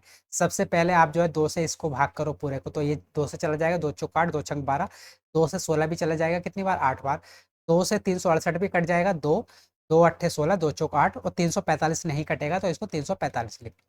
उसके बाद फिर से 2 से करो, ऐसे ही उसके बाद फिर 3 से करो, उसके बाद 5 से, मतलब जिसके भी फैक्टर यहाँ पर हो उसी के अकॉर्डिंग करते चले जाओ। उसके बाद जो यहाँ पर है इनकी आप मल्टीप्लाई कर दो, आपका क्या आ जाता है, एलसीएम। तो ये तो होता है बेसिक तरीका, लेकिन एग्जाम में हमें ये वाली अप्रोच नहीं लगानी है। हमें इतना समय हमारे पास नहीं होता कि आप बेसिक तरीके से वहां पर बैठ के एलसीएम निकालो। तो फिर क्या करें, तो फिर हमें करना ये है, जैसे कि भाई 92 है, 16 है, 368 है और एक क्या है, 345, ये इन नंबर का मुझे एलसीएम निकालना है ना। और एलसीएम क्या होता है, वो छोटी से छोटी संख्या जो इन चारों से डिवाइड चली जाए, है ना। तो मतलब जो भी एलसीएम होगा वो इनका तो फैक्टर होगा ही होगा। अगर कोई भी एलसीएम हम लेंगे तो वो जो है 92 से भी पूरा पूरा भाग चला जाएगा, 16 से भी, 368 से भी और 45 से भी। और अगर वो 92 से पूरा पूरा भाग जाता है तो इसके जो फैक्टर होंगे उनसे भी पूरा पूरा भाग जाएगा। ये तो नॉर्मल सी बात है, जैसे 92 का एक फैक्टर क्या है, 2 फैक्टर है, तो जो भी एलसीएम होगा तो वो तो ऑटोमेटिक सी बात है कि अगर 92 से भाग जाता है तो इसका फैक्टर अगर 2 है तो 2 से भी पूरा पूरा डिवाइड जाएगा। ठीक है, तो अगर मैं यहाँ पर देखूं, इसके देखिए इसमें क्या छुपा हुआ है, एक फैक्टर 2 का छुपा हुआ है, इसमें भी 2 के फैक्टर छुपे हुए हैं, इसमें भी 2 के फैक्टर छुपे हुए हैं, और इसमें किसका फैक्टर छुपा हुआ है, 5 का मल्टीपल छुपा हुआ है। 345 में एक 5 का जो है मल्टीपल छुपा हुआ है, ये बात क्लियर है। अब भाई मैंने जो है कल या परसों की क्लास में भी आपको एक बात समझाई थी कि जब भी आपको 2 और 5 दोनों की मल्टीप्लाई करते हो, अगर 2 और 5 की मल्टीप्लाई करोगे तो हमेशा कितना आएगा, 0 बनेगा। ये 2 पंजे 10, हमेशा ये 0 बना देंगे, है ना। तो कहीं भी अगर ये दोनों मल्टीपल दिखाई देते हैं तो ये दोनों मिलकर क्या बना देते हैं, 0। तो देखिए यहाँ पर 5 भी प्रेजेंट है, यहाँ पर 2 भी प्रेजेंट है, मतलब यहाँ पर जो है जब हम इनका एलसीएम लेंगे तो 0 तो बनना ही बनना है, डेफिनेट सी बात है। और 0 की हम किसी से भी गुणा कर ले, भाग कर ले, हमारा 0 ही आना है। किसी से भी हम गुणा करते रहें, हमारा आना तो 0 ही है। तो 0 जिस ऑप्शन में है यूनिट डिजिट पर, वही हो जाएगा हमारा करेक्ट। तो कहाँ पर है, सिर्फ एक ही ऑप्शन में है, इसलिए फोर्थ ऑप्शन हो जाएगा मेरा करेक्ट आंसर। और अगर आप 5520 को चेक भी करोगे तब भी ये जो है 92 से, 16 से, 368 से और 345 से, इन चारों से पूरा पूरा डिवाइड चला जाएगा, क्योंकि ये इन सभी नंबर का क्या है, एलसीएम है। तो आपको बेसिक तरीके से नहीं जाना, आपको थोड़ी सी स्मार्ट अप्रोच लगानी है। आपने देखा यहाँ पर 2 के मल्टीपल भी हैं, 2 के फैक्टर भी छुपे हुए हैं और 5 के भी, और 2 और 5 मिलकर क्या बना देते हैं, 0 बना देते हैं। तो जिस ऑप्शन में भी मेरा इकाई का अंक 0 होगा वही हो जाएगा मेरा करेक्ट आंसर। उम्मीद है समझ पाए होंगे। आगे बढ़े, अगला क्वेश्चन देखते हैं, क्वेश्चन नंबर 2। देखिए क्वेश्चन नंबर 2 है, एएसओ में आया था। ये क्या बोलता है, संख्याओं 3.7 और 0.068 का लघुत्तम समावर्तक बताना है, इसका एलसीएम बताना है। तो इसका एलसीएम को हम निकालना है, तो कैसे निकालेंगे, देखिए यहाँ पर पॉइंटों में है चीजें। सबसे पहले पॉइंटों को हटा के चीजों को सिंपल बना लेते हैं। तो 3.7 को अगर मुझे ये पॉइंट हटाना है तो क्या करना पड़ेगा, एक अंक के बाद पॉइंट है तो नीचे एक जीरो लगाना पड़ेगा, है ना। ऐसे ही यहाँ पर 0.068, अगर मुझे इस पॉइंट को हटाना है तो 3 अंकों के बाद पॉइंट लगा हुआ है तो नीचे 3 जीरो लगाने पड़ेंगे, 1 2 3। तो ये पॉइंट मेरा हट जाएगा। तो अब मेरे पास क्या बचा, ऊपर है 37/10 और दूसरा क्या है 68/1000। अब मुझे इसका क्या निकालना है, एलसीएम निकालना है। तो जब भी इस तरीके से फ्रैक्शन में चीजें लिखी हुई हूँ, है ना, भिन्न में लिखी हुई है और उसका एलसीएम निकालना हो, तो हम जो ऊपर वाला जो पार्ट होता है ना उसका लेते हैं एलसीएम, और जो नीचे वाला पार्ट होता है उसका लेते हैं एचसीएफ। ये बात आपको ध्यान रखनी है जब भी हम ये फ्रैक्शन में चीज़ों को सोल्व करते हैं। और मुझे जैसे यहाँ पर एलसीएम लेना था, है ना, तो जब मुझे एलसीएम लेना है तो ऊपर वाले पार्ट का मैं लूंगा एलसीएम और नीचे वाले का एचसीएफ। और अगर मुझसे एचसीएफ पूछा जाता कि इसका एचसीएफ क्या होगा, तो एचसीएफ में हमें ऊपर वाले पार्ट का एचसीएफ लेना है और नीचे वाले पार्ट का एलसीएम। जो भी हमें पता करना है उसको हमें ऊपर वाले पार्ट में से लेना है और उससे अपोजिट हमें नीचे वाले पार्ट से। जैसे यहाँ पर एलसीएम पूछा था तो ऊपर वाले पार्ट का एलसीएम, नीचे वाले पार्ट का एचसीएफ। अब भाई मैंने एलसीएम तो आपको बता दिया था कि एलसीएम क्या होता है, वो छोटे से छोटा नंबर जो, अगर मुझे 37 और 38 का जो है 68 का एलसीएम लेना है तो वो छोटे से छोटा नंबर होगा जो इन दोनों से पूरा पूरा डिवाइड चला जाए। ये तो एलसीएम होता है। लेकिन एचसीएफ क्या होता है, तो एचसीएफ होता है देखिए हाईएस्ट कॉमन फैक्टर, मतलब ऐसा एक कॉमन जो है फैक्टर जो दोनों में सबसे बड़ा हो। तो अगर मैं यहाँ पर देखूँ, यहाँ पर तो 10 है, यहाँ पर क्या है 10 × 10 × 10, तो इन दोनों में हाईएस्ट कॉमन फैक्टर क्या है, 10 है। 10 एक ऐसा फैक्टर है जो दोनों में कॉमन है और सबसे बड़ा भी है ना। तो एचसीएफ होता है हाईएस्ट कॉमन फैक्टर। तो यहाँ पर जो एचसीएफ है वो कितना आ जाएगा, वो आ जाएगा नीचे, एचसीएफ आ जाएगा हमारे पास 10। एलसीएम कुछ भी आता रहे, एचसीएफ कितना आ जाएगा, ये हो जाएगा एलसीएम, और एचसीएफ कितना आ जाएगा मेरा, 10 आ जाएगा। ठीक है, इतनी बात क्लियर है। और अगर एचसीएफ नीचे 10 आ गया और जब मैं इसको हटाऊंगा तो देखिए नीचे एक जीरो है, तो मतलब जो भी मेरा एलसीएम आएगा उसके एक पॉइंट के बाद क्या लगेगा, सॉरी एक अंक के बाद क्या लग जाएगा, पॉइंट लग जाएगा, क्योंकि नीचे एक जीरो है। एक जीरो को अगर मैं हटाऊंगा तो ऊपर जो है एक डिजिट के बाद क्या लग जाएगा, पॉइंट लग जाएगा, जो भी मेरा एलसीएम आएगा। कुछ भी आता रहे मुझे मतलब नहीं है। अब देखिए अपने ऑप्शन पर आ जाओ, तो मुझे एक डिजिट के बाद पॉइंट चाहिए। यहाँ पर 3 डिजिट के बाद है, नहीं होगा। यहाँ पर एक डिजिट के बाद है, हो सकता है। यहाँ पर तो पॉइंट का मतलब ही नहीं है, तो ये तो नहीं होगा। यहाँ पर 2 डिजिट के बाद पॉइंट है, ये भी नहीं होगा। तो सिर्फ हमारा सेकंड ऑप्शन ही हो जाएगा करेक्ट आंसर। समझ पाए इस वाली बात को। और जब भी आपको पॉइंट्स का जो है एलसीएम निकालने को बोला जाए, सबसे पहले तो आप इस पॉइंट को हटा लो। एक अंक के बाद पॉइंट है तो नीचे एक जीरो, 3 अंकों के बाद पॉइंट है तो नीचे 3 जीरो। अब अगर मुझे यहाँ पर एलसीएम निकालना है तो ऊपर वाले पार्ट का मैं निकालूंगा एलसीएम और नीचे वाले पार्ट का निकालूंगा एचसीएफ। अब मुझे 10 और 1000 का एचसीएफ निकालना, तो एचसीएफ क्या होता है, हाईएस्ट कॉमन फैक्टर। तो 10 और 1000 में हाईएस्ट कॉमन फैक्टर क्या है, 10 ही है। तो जो भी मेरा एलसीएम आए नीचे तो 10 आना है, और जब मैं ये एक जीरो हटाऊंगा तो एक पॉइंट अंक के बाद क्या लग जाएगा, पॉइंट लग जाएगा। और एक अंक के बाद पॉइंट सिर्फ एक ही ऑप्शन में है, इसलिए यही हो जाएगा मेरा करेक्ट आंसर। ठीक है, और 629 जो है इसका जब आप जो है एलसीएम लोगे तो इसका 629 एक एलसीएम आ जाएगा। ठीक है, समझ गए। लेकिन हमें एलसीएम नहीं निकालना है, हमें इसी अप्रोच पर काम करना है, क्योंकि हमें तो कम समय में अपने क्वेश्चन को सोल्व करना है। ठीक है, समझ पाए, आगे बढ़ जाएं। अब अगला क्वेश्चन देखते हैं, नेक्स्ट क्वेश्चन नंबर 3। अब देखिए क्वेश्चन नंबर 3 है, the LCM of the numbers 5.4 and 0.384 is. संख्याओं 5.4 और 0.384 का लघुत्तम समावर्तक हमको बताना है। तो देखिए जैसे पहला क्वेश्चन क्या है, सेम टू सेम यही वाला क्वेश्चन है। यहाँ पर 2 क्वेश्चन एक जैसे रखे हैं मैंने, जिससे कि आपकी प्रैक्टिस भी हो जाए। तो सेम काम करेंगे, पॉइंट हटाएंगे तो नीचे जीरो, तो कितना हो जाएगा 54/10। यहाँ पर 3 अंकों के बाद पॉइंट है, पॉइंट हटेगा तो क्या होगा, नीचे आ जाएंगे 3 जीरो, तो ये हो जाएगा 384/1000। अब देखिए यहाँ पर भी मुझे क्या निकालना है, एलसीएम। तो ऊपर वाले पार्ट का तो मैं निकालूंगा एलसीएम और नीचे वाले पार्ट का लूंगा एचसीएफ। तो देखिए 10 और 1000 में फिर से वही वाली बात आ गई कि यहाँ पर जो एचसीएफ होगा वो कितना आ जाएगा, एलसीएम कुछ भी आए, एचसीएफ मेरा क्या आ गया 10। अब नीचे 10 आ गया, अगर मैं इस जीरो को हटाऊंगा तो ऊपर जो है एक अंक के बाद क्या लग जाएगा, पॉइंट लग जाएगा। तो अब अपने ऑप्शन में देख लो, ये नहीं होगा, ये नहीं होगा, ये नहीं होगा, एक अंक के बाद पॉइंट सिर्फ यहीं पर है। फोर्थ ऑप्शन हो जाएगा हमारा करेक्ट आंसर। समझ गए, आगे बढ़े। अगला क्वेश्चन देखते हैं, क्वेश्चन नंबर 4। अब देखिए क्वेश्चन नंबर 4 है, यहाँ पर ये क्या कह रहा है कि दो संख्याओं का गुणनफल 396 है और उनका एलसीएम 66 है, उनका एचसीएफ क्या होगा। बड़ा सिंपल क्वेश्चन है, इसके लिए तो मैंने एक शॉर्ट वीडियो भी बना के आपको दे रखी है। दो संख्याओं का गुणनफल क्या होता है,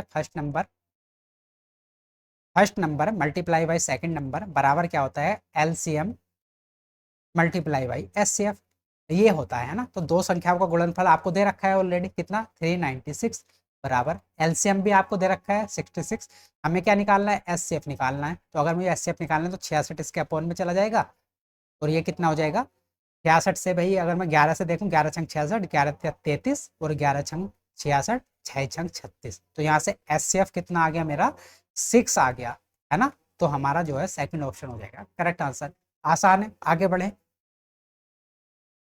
क्वेश्चन नंबर 5 है हमारे सामने, यहाँ पर ये क्या बोल रहा है, यदि दो संख्याओं का एलसीएम 120 है और उनका एचसीएफ 6 है तथा उनमें से एक संख्या 24 है, तो दूसरी संख्या क्या होगी। तो क्या है, पहली संख्या गुणा दूसरी संख्या बराबर एलसीएम गुणा एचसीएफ, ये होता है। अब देखिए पहली संख्या हमारे पास 24 है, दूसरी संख्या हमें निकालनी है, बराबर एलसीएम हमारे पास 120 है, एचसीएफ हमारे पास 6 है। तो सोल्व कर लेंगे, अगर मुझे दूसरी संख्या निकालनी है तो ये 24 कहाँ पर चला जाएगा, इसके अपोन में चला जाएगा। 6 चौक 24 और 4 तिया 12, तो दूसरा नंबर मेरे पास क्या आ गया 30 आ गया। हमारा जो है फर्स्ट ऑप्शन हो जाएगा करेक्ट आंसर। ठीक है, आगे बढ़ जाएं। अब देखिए यहाँ पर हमारा एलसीएम एचसीएफ के भी जितने ये मतलब जो अगर मैं बताऊं एलसीएम एचसीएफ में, तो सबसे ज्यादा इसी पैटर्न पर जो है आपसे क्वेश्चन पूछे गए हैं, है ना। और इसीलिए मैंने इसके लिए एक शॉर्ट वीडियो भी आपको बना के दी थी। तो सबसे ज्यादा इसी पैटर्न पर पूछे गए हैं, वो पॉइंट वाला था वो भी मैंने आपको बता दिया। तो हमारा एलसीएम एचसीएफ भी हो चुका है कंप्लीट, फार्मासिस्ट के एग्जाम में आया था ये, है ना। अब देखिए लास्ट टॉपिक बचता है हमारा, वो क्या बचता है, मेंसुरेशन। तो अगर मैं मेंसुरेशन की बात करूं तो मेंसुरेशन को करने के लिए हमारे पास दो चीज़ होनी चाहिए। पहले तो हमें फॉर्मूले पता होने चाहिए और दूसरी हमारी कैलकुलेशन अच्छी होनी चाहिए। तो फॉर्मूले तो याद करने ही पड़ेंगे, बिना फॉर्मूले के तो काम चलने वाला है नहीं मेंसुरेशन में। तो मेंसुरेशन के फॉर्मूले आप याद कीजिए। और रही बात कैलकुलेशन की, तो कैलकुलेशन को मैं आपको बताऊंगा कि आपको कैसे कम से कम कैलकुलेशन करनी है। जो मुश्किल कैलकुलेशन है उसको कम समय में किन तरीकों से उसको जो है आसान बनाना है। ठीक है, तो चलिए आज की अपनी जो है ये मेंसुरेशन वाला चैप्टर स्टार्ट कर लेते हैं और यहाँ पर जो है अलग अलग टाइप के हम क्वेश्चन को प्रैक्टिस करेंगे। लास्ट ये रहेगा हमारा लास्ट टॉपिक है। तो क्वेश्चन नंबर 1 हमारे सामने है। क्वेश्चन में क्या बोल रहा है, find the surface area of a sphere with diameter 21 centimetre. तो इस क्वेश्चन को करने के लिए क्या हमें पता होना चाहिए, हमें पता होना चाहिए कि जो हमारा सरफेस एरिया होता है गोले का, उसका फॉर्मूला क्या होता है। अगर हमें फॉर्मूला पता है तब ये क्वेश्चन बड़ी आसानी से हम सोल्व कर सकते हैं।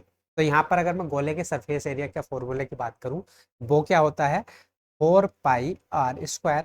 अब देखिए आंसर मुझे पाई में ही दे रखा है, तो मुझे वैल्यू किसकी चाहिए, आर की, रेडियस की। अब यहाँ पर अगर आप क्वेश्चन को पढ़ोगे तो डायमीटर 21 सेंटीमीटर दे रखा है, जो गोले का व्यास है वो कितना दे रखा है 21 सेंटीमीटर। तो अगर व्यास 21 सेंटीमीटर है तो त्रिज्या हमेशा क्या होती है, व्यास की आधी होती है। तो रेडियस कितनी हो जाएगी मेरी 21/2 सेंटीमीटर। तो यहाँ से आर की वैल्यू आ गई। अब इस आर की वैल्यू को यहाँ पर पुट कर दो, आपका आंसर आ जाएगा। तो ये हो जाएगा 4 पाई, क्योंकि आंसर हमें पाई में दे रखा है तो पाई को हम कुछ भी छेड़छाड़ नहीं करेंगे। उसके बाद आर स्क्वायर, तो आर की वैल्यू हमें क्या रखनी है 21/2 और स्क्वायर करना है तो 21/2। अब आप देखिए 2 दूनी 4 से 4 कैंसिल आउट, 21 का स्क्वायर कितना होता है 441, और यहाँ पर पाई तो रहेगा ही रहेगा और एरिया बता रहे थे तो ये कितना हो जाएगा सेंटीमीटर स्क्वायर। तो 441 पाई सेंटीमीटर स्क्वायर हो जाएगा हमारा करेक्ट आंसर। फोर्थ ऑप्शन हो जाएगा हमारा करेक्ट। तो आपने देखा ना कि यहाँ पर अगर मुझे फॉर्मूला पता था तब मेरे लिए जो है चीज़ें कितनी आसान थी। आगे बढ़ जाएं, तो यहाँ पर जो सारा गेम रहने वाला है वो फॉर्मूला का और जो हमारी कैलकुलेशन है उसका ही रहने वाला है। ठीक है, अब देखिए नेक्स्ट क्वेश्चन है, 10 अगस्त 2025 एनटीटी के एग्जाम में ये आया था। यहाँ पर ये क्या बोल रहा है, right circular cone is 8 centimetre height and the radius of its base is 2 centimeter. The cone is melted and recast into a sphere. Determine the radius of the sphere. तो एक समकोण गोलाकार जो है शंकु है 8 सेंटीमीटर उसकी ऊंचाई है, एक शंकु है उसकी ऊंचाई 8 सेंटीमीटर है और आधार की जो त्रिज्या है रेडियस है वो कितनी दे रखी है 2 सेंटीमीटर।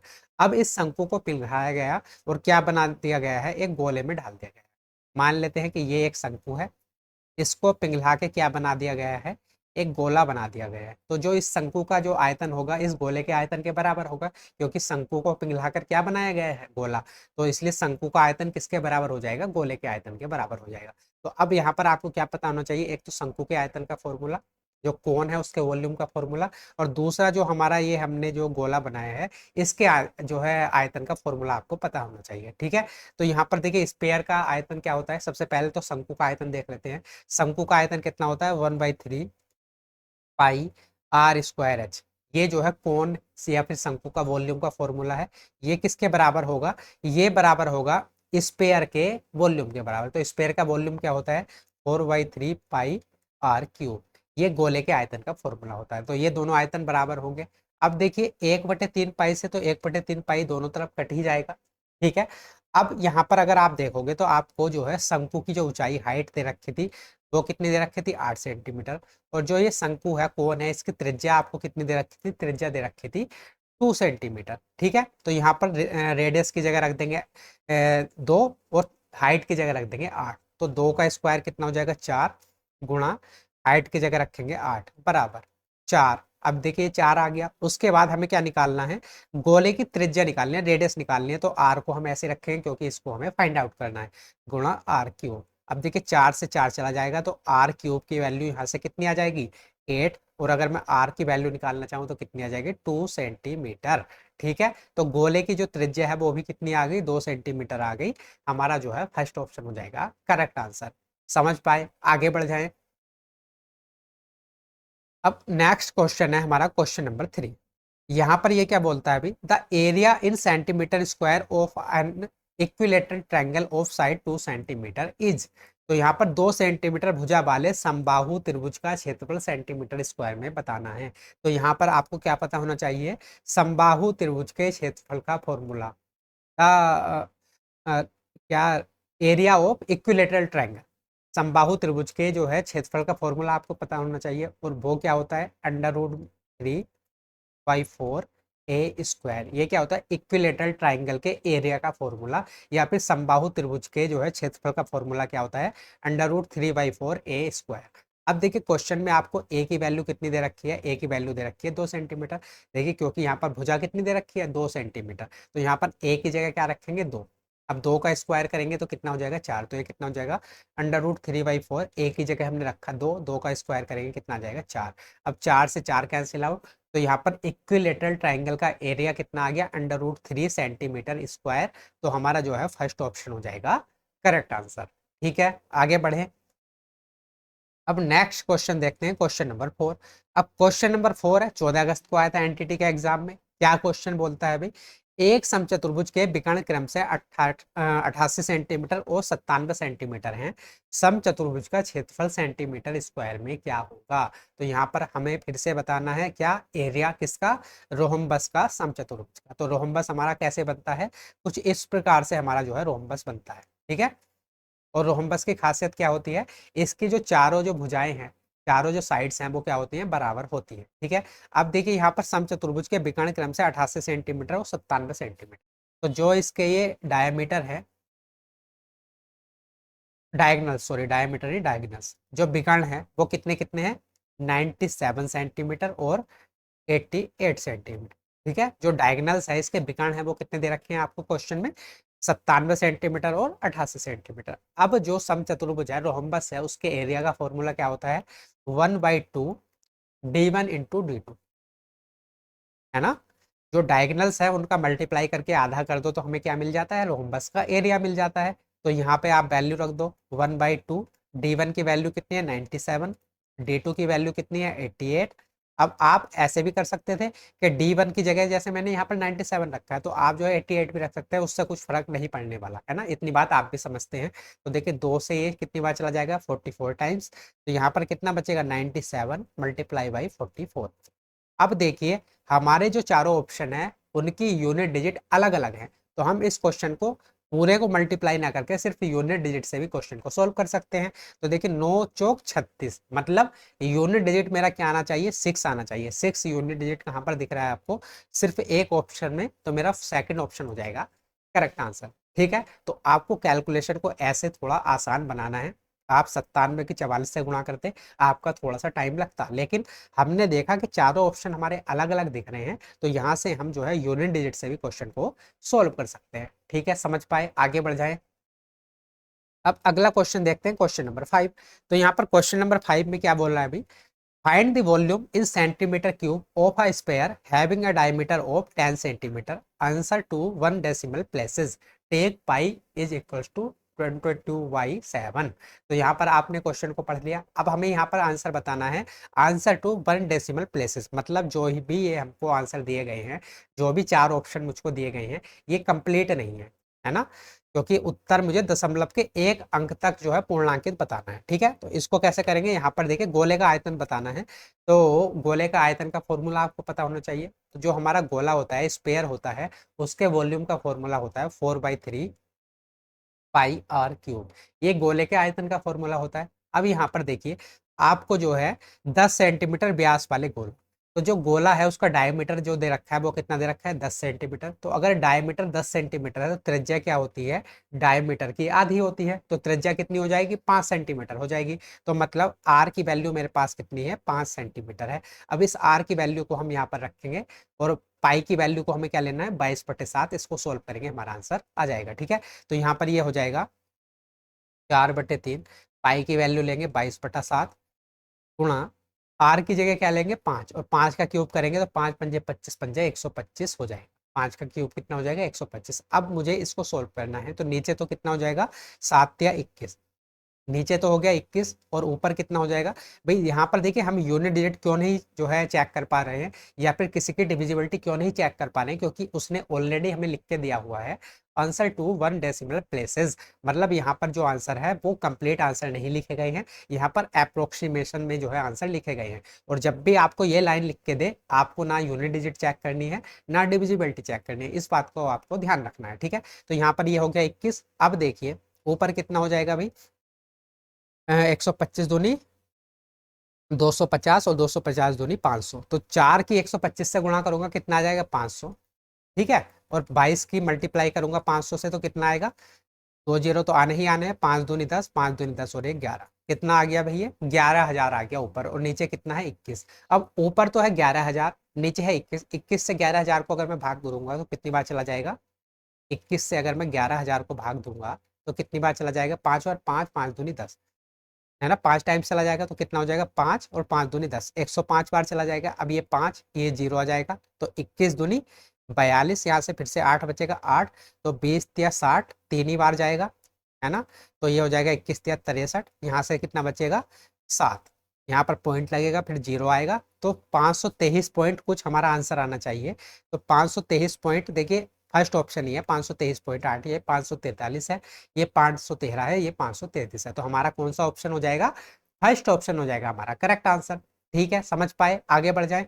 तो यहाँ पर हम जो है अगर हमसे ये वाली लाइन ना लिख के देता, तब हम यहाँ पर यूनिट डिजिट या फिर कुछ और तरीका लगा के इस कैलकुलेशन को आसान बना सकते थे, लेकिन जब ये लाइन दे दी तब हमारी मजबूरी बन जाती है कि हमको इसको सोल्व भी करना पड़ेगा। ठीक है, आगे बढ़ जाए।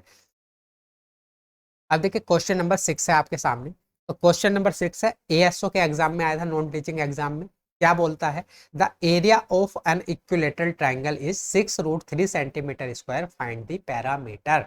तो यहाँ पर आपको जो एक समचतुर्भुज है, समांतर जो चतुर्भुज है उसकी जो आपको एरिया दे रखा है, मतलब जो उसका एरिया दे रखा है, एरिया दे रखा है आपको, आपसे क्या पूछा, पेरीमीटर। तो पेरीमीटर अगर मुझे निकालना है तो सबसे पहले मुझे साइड निकालनी होगी, है ना, क्योंकि इक्विलेटरल ट्राइंगल की साइड जो है तीनों बराबर होती है ना।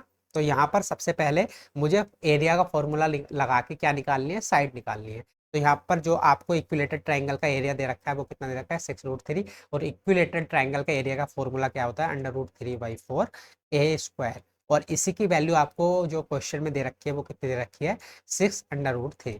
अब देखिए √3 से तो under root 3 cancel out.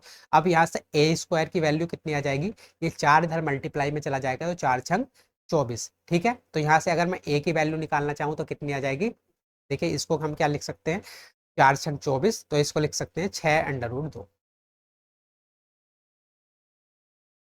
Sorry 2√6। कैसे लिखा भाई, 24 के अगर मैं फैक्टर करूं तो क्या हो जाएंगे, 2 दूनी 4 छंग 24। ठीक है, ये जो है 24 के फैक्टर हो जाएंगे। अब ये अंडर रूट के अगर अंदर है तो दो दो है ना, तो उसमें से एक दो बाहर आ जाएगा और एक 6 है तो वो अंडर रूट में ही रह जाएगा, तो इसलिए मैंने इसको डायरेक्ट लिख दिया, ए की वैल्यू यहाँ से कितनी आ गई, 2√6। ठीक है, यहाँ पर किसी को कोई दिक्कत नहीं है ना, तो यहाँ पर जो है ए की वैल्यू आ गई 2√6 सेंटीमीटर। ठीक है, अब हमें क्या बताना है, फाइंड इट्स पैरामीटर। जो इक्विलेटरल ट्राइंगल है इसका हमें क्या बताना है, पैरामीटर बताना है। पैरामीटर क्या होता है, तीनों भुजाओं का योग है ना, तीनों भुजाओं का सम होता है हमारा पैरामीटर। तो यहाँ पर ए की वैल्यू अगर 2√3 है और आपको पता है इक्विलेटरल ट्राइंगल में सारी की सारी भुजाएं बराबर होती हैं, तो अगर मुझे पैरामीटर चाहिए तो 3a की वैल्यू मुझे निकालनी है। अगर a की वैल्यू 2√6 है तो 3a की वैल्यू कितनी हो जाएगी, 3 दूनी 6, 6√6 सेंटीमीटर। ये आ गया पैरामीटर इक्विलेटरल ट्रायंगल का। कौन सा ऑप्शन हो जाएगा हमारा, सेकंड ऑप्शन हो जाएगा करेक्ट आंसर। ठीक है, आगे बढ़ जाए, अगला क्वेश्चन देखते हैं, क्वेश्चन नंबर 7। अब क्वेश्चन नंबर 7 है, यहाँ पर ये क्या बोलता है भाई, यदि एक शंक्वाकार तंबू के आधार की त्रिज्या और ऊंचाई का अनुपात आपको 14:1 दे रखा है, यदि वृत्ताकार आधार का व्यास कितना है, 126 मीटर है, तो शंक्वाकार तंबू का आयतन ज्ञात कीजिए, है ना, घन मीटर में, और पाई की वैल्यू हमें क्या लेनी है, 22/7। समझ पाए इस वाली बात को, तो यहाँ पर आपको क्या पता होना चाहिए, शंकु के आयतन का फॉर्मूला पता होना चाहिए। तो कुछ इस प्रकार से मैं डायग्राम बना के आपको दिखा देता हूँ ये क्या कहना चाहता है। इस प्रकार से ये एक कोण है ना, ये एक शंकु है। अब भाई शंकु में जो है शंकु के आधार की त्रिज्या और ऊंचाई का अनुपात कितना है, 14:1। तो त्रिज्या कितनी है, 14 यूनिट, और जो इसकी ऊंचाई है वो कितनी है, 1 यूनिट। ये क्वेश्चन में दे रखा है। और क्या दे रखा है क्वेश्चन में, यदि वृत्ताकार आधार का व्यास 126 मीटर है, तो जो ये पूरा व्यास है वो कितना है, 126 मीटर है। तो अगर व्यास 126 मीटर है तो इसकी जो त्रिज्या है, रेडियस है, वो कितनी हो जाएगी, वो हो जाएगी व्यास की आधी, मतलब कितनी भाई, 60 और 3 63 मीटर, 63 मीटर। ठीक है, तो यहाँ पर देखिए इसकी त्रिज्या कितनी आ गई, व्यास की आधी, व्यास की आधी मतलब 63 मीटर। तो यहाँ पर 14 यूनिट की वैल्यू अगर मैं देखूं तो 14 यूनिट की वैल्यू आपको क्वेश्चन में कितनी दे रखी है, 63 मीटर। तो यहाँ से अगर मुझे हाइट निकालनी हो तो हाइट कितनी, 1 यूनिट। अगर 14 यूनिट की वैल्यू 63 मीटर है तो 1 यूनिट की वैल्यू कितनी आ जाएगी, 63/14 मीटर। ठीक है, या फिर मैं कह सकता हूँ ये 1 यूनिट क्या है, हाइट है, तो हाइट कितनी आ गई, 63/64 14 मीटर, और जो इसकी रेडियस है वो कितनी है, 63 मीटर है। क्लियर है इतनी बात। अब मुझे क्या बताना है, मुझे बताना है शंक्वाकार तंबू का आयतन, कोन का जो है मुझे वॉल्यूम बताना है। तो कोन के वॉल्यूम का फॉर्मूला क्या होता है, 1/3 पाई r² h। ये जो है शंकु के जो है आयतन का फॉर्मूला होता है। अब यहाँ पर आप जो है देखिए, ये तो वैल्यू किसकी है, ये h की वैल्यू है ना, और ये किसकी वैल्यू है, ये r की वैल्यू है। अब यहाँ पर r और h की वैल्यू रख देंगे, आपका आंसर आ जाएगा। तो यहाँ पर कितना हो जाएगा, यहाँ पर हो जाएगा 1/3, पाई की वैल्यू मुझे क्या लेनी है, 22/7, गुणा r, रेडियस कितनी है, 63 मीटर है, तो यहाँ पर r² करना है तो कितना हो जाएगा, 63 × 63। ठीक है, और हाइट कितनी है आपके पास, 63/14, तो ये हो जाएगा 63/14। ये इतना इसका वॉल्यूम आ जाएगा। हम इसको सोल्व करेंगे, हमारा आंसर आ जाएगा। तो भाई अब इसको सोल्व कैसे करेंगे, कैलकुलेशन काफी बड़ी है। तो देखिए सबसे पहले तो 7 या 21, 21 से 63 कितनी बार चला जाएगा, 3 बार चला जाएगा। उसके बाद 7 दूनी 14, और ये 7, 7 9 63, 9 बार, और 2 से जो है 22 कितनी बार चला जाएगा, 11 बार। तो अगर मैं ऊपर देखूं, नीचे से तो सारी वैल्यू कट गई हमारी, ऊपर अगर मैं देखूं तो मेरे पास क्या बचा है, 11 × 3 × 63 और ×9, ये बचा है। अगर मैं इसको सोल्व कर लूँ तो मेरा आंसर आ जाएगा। अब देखिए अगर मैं यूनिट डिजिट से जाऊँ तो देखिए 9 × 27, 7 × 21, एक के एक से गुणा करेंगे एक, तो यूनिट डिजिट मेरा कितना आएगा, एक आएगा। तो देखिए 3 ऑप्शन में एक है, तो सिर्फ एक ही ऑप्शन हमारा एलिमिनेट हो पाएगा। अगर मैं यूनिट डिजिट से जाता हूँ तो मेरे पास दूसरा रास्ता और क्या बचता है, मैं यहाँ पर डिविजिबिलिटी चेक कर लूँ। अब मैं डिविजिबिलिटी किसकी चेक करूँ, तो देखिए यहाँ पर मैं बहुत सारी चीज़ों की डिविजिबिलिटी चेक कर सकता हूँ। देखिए यहाँ पर जो भी आंसर मेरा रहेगा उसमें 11 का मल्टीपल भी छुपा हुआ होगा, 3 का मल्टीपल भी छुपा हुआ होगा और 7 का मल्टीपल भी छुपा हुआ होगा। तो आप देखिए कितनी सारी डिविजिबिलिटी चेक कर सकते हैं। तो सबसे पहले भाई 3 की डिविजिबिलिटी चेक करना आसान होता है ना। सबसे पहले 3 की डिविजिबिलिटी चेक कर लेंगे, या फिर 11 की डिविजिबिलिटी चेक करना भी आसान है, 11 की डिविजिबिलिटी भी चेक कर सकते हैं। तो सबसे पहले हम 11 की डिविजिबिलिटी को ही चेक कर लेते हैं। तो देखिए 1 + 8 9 और एक 10, 10 और ये है 7 + 1 8। तो 10 में से 8 माइनस करेंगे, डिफरेंस कितना आएगा 2, मतलब ये 11 से जो है पूरा पूरा डिवाइड नहीं होगा, मतलब ये आंसर हमारा नहीं हो सकता। अब थर्ड वाले ऑप्शन पर आ जाओ, 1 + 9 10, 10 + 2 12, 12 ये हो गया और 12 में से 1 माइनस करेंगे कितना बचेगा 11 बचेगा, मतलब ये 11 से पूरा पूरा डिविजिबल हो सकता है, मतलब आंसर हो सकता है। अब इस वाले को चेक करो, 1 + 7 8, 8 और 1 9 और यहाँ पर 1 + 8 9, मतलब डिफरेंस कितना है 0, मतलब ये भी जो है 11 से जो है पूरा पूरा डिवाइड हो सकता है। तो अभी हमारे दो ऑप्शन एलिमिनेट हुए। अब मैं क्या कर सकता हूँ, अगर मैं 3 से या 9 से डिविजिबिलिटी चेक कर लूँ, तो यहाँ पर 3 से कर लो सबसे पहले। तो देखिए 9 तो चला ही जाएगा, 2 और 1 3 और यहाँ पर 1 बचेगा, ये 3 से पूरा पूरा डिविजिबल नहीं है, मतलब ये ऑप्शन मेरा नहीं हो सकता, बचा हुआ यही ऑप्शन है, यही हो जाएगा करेक्ट। और अगर आप इसको चेक करोगे तो ये 3 से भी डिविजिबल हो रहा होगा। देखिए 8 और 1 9, 7 और 2 9, 3 से पूरा पूरा डिविजिबल है, तो इसलिए फोर्थ ऑप्शन हो जाएगा मेरा करेक्ट आंसर। तो समझ पाए इतनी बात को कि भाई जब भी आपके पास मुश्किल कैलकुलेशन आ जाए, देखिए यहाँ पर इतनी मुश्किल नहीं थी लेकिन फिर भी आपका टाइम टेकिंग हो सकता था, तो जब भी मुश्किल कैलकुलेशन आ जाए और आपको यहाँ पर कुछ जो है मल्टीपल दिख रहे हो, जैसे यहाँ पर मुझे 11 का दिख रहा था, 3 का दिख रहा था और 63 में 9 सत्ते 63 होता है, तो 7 का भी मल्टीपल मुझको दिख रहा था, तो आप जो है यहाँ से मल्टीपल चेक कर सकते थे। हमने यूनिट डिजिट को चेक किया, लेकिन यूनिट डिजिट चेक करके हमारा क्या नुकसान हुआ कि 3 ऑप्शन एक जैसे थे, तो हम 3 ऑप्शन में फंस गए, सिर्फ एक ही ऑप्शन को एलिमिनेट कर पाए। तो ये सारे तरीके लगा के आप कैलकुलेशन को आसान बना सकते हैं। ठीक है, आगे बढ़ जाएं। नेक्स्ट क्वेश्चन है, टीजीटी स्पेशल एजुकेटर के एग्जाम में आया था 26 जून को। यहाँ पर ये क्या बोलता है अभी, a spherical tank has diameter 18 metre, calculate volume use pi 3.14। तो यहाँ पर एक गोलाकार जो टंकी का व्यास आपको 18 मीटर दे रखा है, उसका आयतन बताना है। बेसिकली आपको गोले के आयतन का फॉर्मूला पता होना चाहिए। गोले के आयतन का फॉर्मूला कितना होता है, 4/3 पाई r क्यूब। अब देखिए यहाँ पर टंकी का जो व्यास है वो कितना दे रखा है 18 मीटर, तो यहाँ से रेडियस कितनी हो जाएगी, व्यास की आधी मतलब 9 मीटर, तो रेडियस आ गई मेरे पास 9 मीटर, है ना। इसका आयतन बताना है, तो आर की जगह 9 रखेंगे, पाई की जगह रखेंगे 3.14। ठीक है, तो यहाँ पर ये हो जाएगा 4/3 गुणा पाई की जगह रखेंगे 3.14 मल्टीप्लाई बाई। अब देखिए आर की जगह मुझे क्या रखना है, 9 रखना है, और 9 का क्यूब कितना हो जाएगा 729। 9 का क्यूब कितना हो जाएगा 729। अब देखिए अब अगर मैं इसको सोल्व करूं तो ये कितनी बार चला जाएगा, ये 3 से तो कट ही जाएगा, कितनी बार 3 दूनी 6, 3 चौक 12, 3 3 243 चला जाएगा। अब देखिए ऊपर मेरे पास क्या बचा, 4 गुणा 3.14 गुणा 243। अब भाई अगर आप इस क्वेश्चन को ध्यान से देखो तो देखिए यहाँ पर दो जो है, 2 डिजिट्स के बाद पॉइंट है, तो जो भी मेरा आंसर आएगा 2 डिजिट के बाद पॉइंट होना चाहिए। तो चारों के चारों जो ऑप्शन है 2 डिजिट के बाद पॉइंट है। उसके बाद अगर आप यूनिट डिजिट से चेक करोगे तो 4 चौक 16, 36 18, यूनिट डिजिट इकाई का अंक क्या आना चाहिए 8 आना चाहिए। 8 कहाँ पर है, 3 ऑप्शन में है। चलिए एक ऑप्शन तो एलिमिनेट हो गया, लेकिन 3 ऑप्शन अभी भी हमारे पास बचे हैं। तो अब हमारे पास क्या रास्ता बचता है कि हम इसमें जो है या तो डिविजिबिलिटी चेक करें किसी की, तो देखिए 4 से करेंगे तो ये सारे के सारे ऑप्शन हो रहे हैं।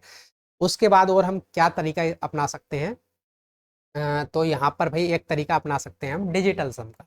अगर मैं डिजिटल सम से चीज़ों को चेक करूँ तो शायद मेरा आंसर आ जाए। तो यहाँ पर डिजिटल सम से चेक कर लेते हैं, तो यहाँ पर कितना है 4। अब देखिए 3 और 1 4 और 4 8, यहाँ पर कितना है 4 और 3 और 1 4 4 8, तो 4 अट्ठे 32, कितना आ गया 3 तो 5 आ गया।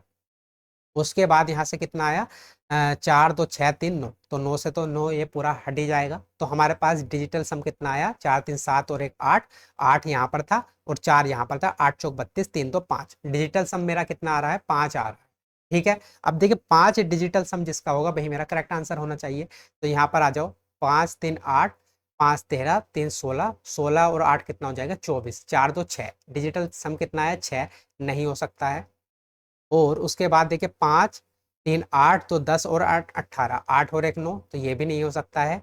5 3 8, 3 8 3 11, 11 4 कितना हो जाएगा 15, 15 और 8 कितना हो जाएगा 15 5 20, 20 और 3 23, तो कितना आ गया 2 3 5, डिजिटल सम कितना आ गया 5। तो देखिए मुझे 5 ही डिजिटल सम चाहिए था और 5 ही इसका आ गया, मतलब यही वाला जो थर्ड वाला ऑप्शन है मेरा करेक्ट आंसर हो जाएगा। ठीक है, तो डिजिटल सम के कॉन्सेप्ट को आप समझ पाए कि जो भी अगर जैसे हम यहाँ पर इनको चीज़ों को चेक कर रहे हैं तो आप पॉइंट वॉइंट को अलग हटा दो। जैसे यहाँ पर एक साथ नंबर लिखा गया है तो जो जो 9 का सम बनता चला जाएगा 9 के सम को हटाते चले जाते हैं, जो बच जाता है वही क्या होता है हमारा डिजिटल सम होता है। हमें यहाँ पर पॉइंट वॉइंट को नहीं देखना होता, हम जैसे एक नंबर लिख रखा है तो इस नंबर को पूरे को एक नंबर काउंट करेंगे, ना कि 0.08 काउंट करेंगे। ठीक है, अब हम इनकी जो है डिजिट्स का सम करते चले जाएंगे, जहां पर भी हमारा सम 9 बनता चला जाएगा 9 को हटाते चले जाएंगे और लास्ट में जो बचेगा वही हो जाता है हमारा डिजिटल सम। ठीक है, तो यहाँ पर डिजिटल सम कितना आया था मेरे पास 5 और यहाँ पर भी कितना आ गया 5, तो मतलब थर्ड ऑप्शन हो जाएगा हमारा करेक्ट आंसर। ठीक है, आगे बढ़ जाएं। अब अगला क्वेश्चन देखते हैं, क्वेश्चन नंबर 9। क्वेश्चन नंबर 9 है फिजिकल इंस्ट्रक्टर के एग्जाम में आया था 24 अप्रैल को। ये क्या बोलता है, यदि किसी घन का कुल पृष्ठीय क्षेत्रफल 7776 वर्ग सेंटीमीटर है तो घन में रखे जा सकने वाली सबसे लंबी छड़ की लंबाई सेंटीमीटर में क्या होगी। तो यहाँ पर एक क्या आपको दे रखा है, क्यूब दे रखा है, इस प्रकार से क्यूब। तो भाई क्यूब है, अब इसमें हमें बताना है कि इसमें रखी जा सकने वाली सबसे लंबी छड़ की लंबाई। तो आप कैसे इमेजिन करोगे, आप मानिए जिस रूम में आप बैठे हो वो एक घनाकार रूम है, एक क्यूब है, आप जिस रूम में बैठे हो वो एक घन के आकार का है। अब आप खुद सोचिए कि अगर मुझे उसमें सबसे लंबी छड़ रखनी है कोई, तो मैं कैसे रखूं कि उसमें सबसे लंबी छड़ आ सके। तो आप देखोगे कि जो नीचे जो फर्श है, नीचे जो ग्राउंड है, उसका एक कॉर्नर ले लो, एक साइड वाला कॉर्नर ले लो। ठीक है, और उसके अपोजिट जो छत वाला जो एक कॉर्नर है उसको ले लो। अगर आप उस मतलब नीचे वाले कोने से और उसके अपोजिट डायरेक्शन में जो छत वाला कोना है, ऊपर वाला कोना है, उसमें जो है एक छड़ को रखोगे तो उस रूम में सबसे लंबी छड़ वहीं पर रखी जा सकती है। समझ पाए इस वाली बात को, कि अगर मुझे एक घनाकार रूम है उसमें सबसे लंबी छड़ रखनी है तो कैसे रख सकता हूं मैं, कि जो नीचे वाला जो मेरे 4 कोने हैं उस कॉर्नर में से एक कॉर्नर ले लो और उसके अपोजिट जो दूसरा कॉर्नर है ऊपर वाला, उसमें अगर मैं एक छड़ को रखूंगा तो उस रूम में सबसे लंबी छड़ रखी जा सकती है ना। तो मुझे बेसिकली वो वाला जो है डायगोनल चाहिए, है ना। वो वाला जो है डायगोनल चाहिए, मतलब जो नीचे से और ऊपर वाला जो डायगोनल है उसकी लेंथ चाहिए, तभी मैं जो है सबसे लंबी छड़ को रख सकता हूँ इस प्रकार से। ठीक है, अब देखिए यहाँ पर आपको क्वेश्चन में दे रखा है किसी घन का कुल पृष्ठीय क्षेत्रफल। तो घन के कुल पृष्ठ क्षेत्रफल का फॉर्मूला भी आपको आना चाहिए। घन के कुल पृष्ठ क्षेत्रफल का फॉर्मूला कितना होता है, 6a²। कितना होता है, 6a²। ये क्या होता है, total surface area of a cube. Cube के कुल पृष्ठीय क्षेत्रफल का फॉर्मूला होता है 6a²। और इसी की वैल्यू आपको क्वेश्चन में कितनी दे रखी है, 7776 वर्ग सेंटीमीटर। तो यहाँ से हम किसकी वैल्यू निकाल सकते हैं, ए की वैल्यू निकाल सकते हैं। तो भाई ए की वैल्यू कितनी आ जाएगी, तो यहाँ पर देखिए 6 से कितनी बार चला जाएगा 6, यहाँ पर बचेगा कितना 17, 6 दूनी 12, 5 6 54, 3 6 6 36, 1296 आ गया। a² की वैल्यू कितनी आ गई, 1296 आ गया, है ना। तो अब यहाँ से a की वैल्यू निकालनी है तो 1296 को किसके अंदर करना पड़ेगा मुझे, 1296 को मुझे अंडर रूट के अंदर करना पड़ेगा अगर मुझे a की वैल्यू निकालनी है। तो 1296 जो है किसका स्क्वायर होता है, तो अगर मैं यहाँ पर देखूँ 3 या 9, 900 हो गया, और 35 गुणा 35 कितना हो जाता है भाई, 5 पंजे 25, 4 या 12, 1225 हो गया।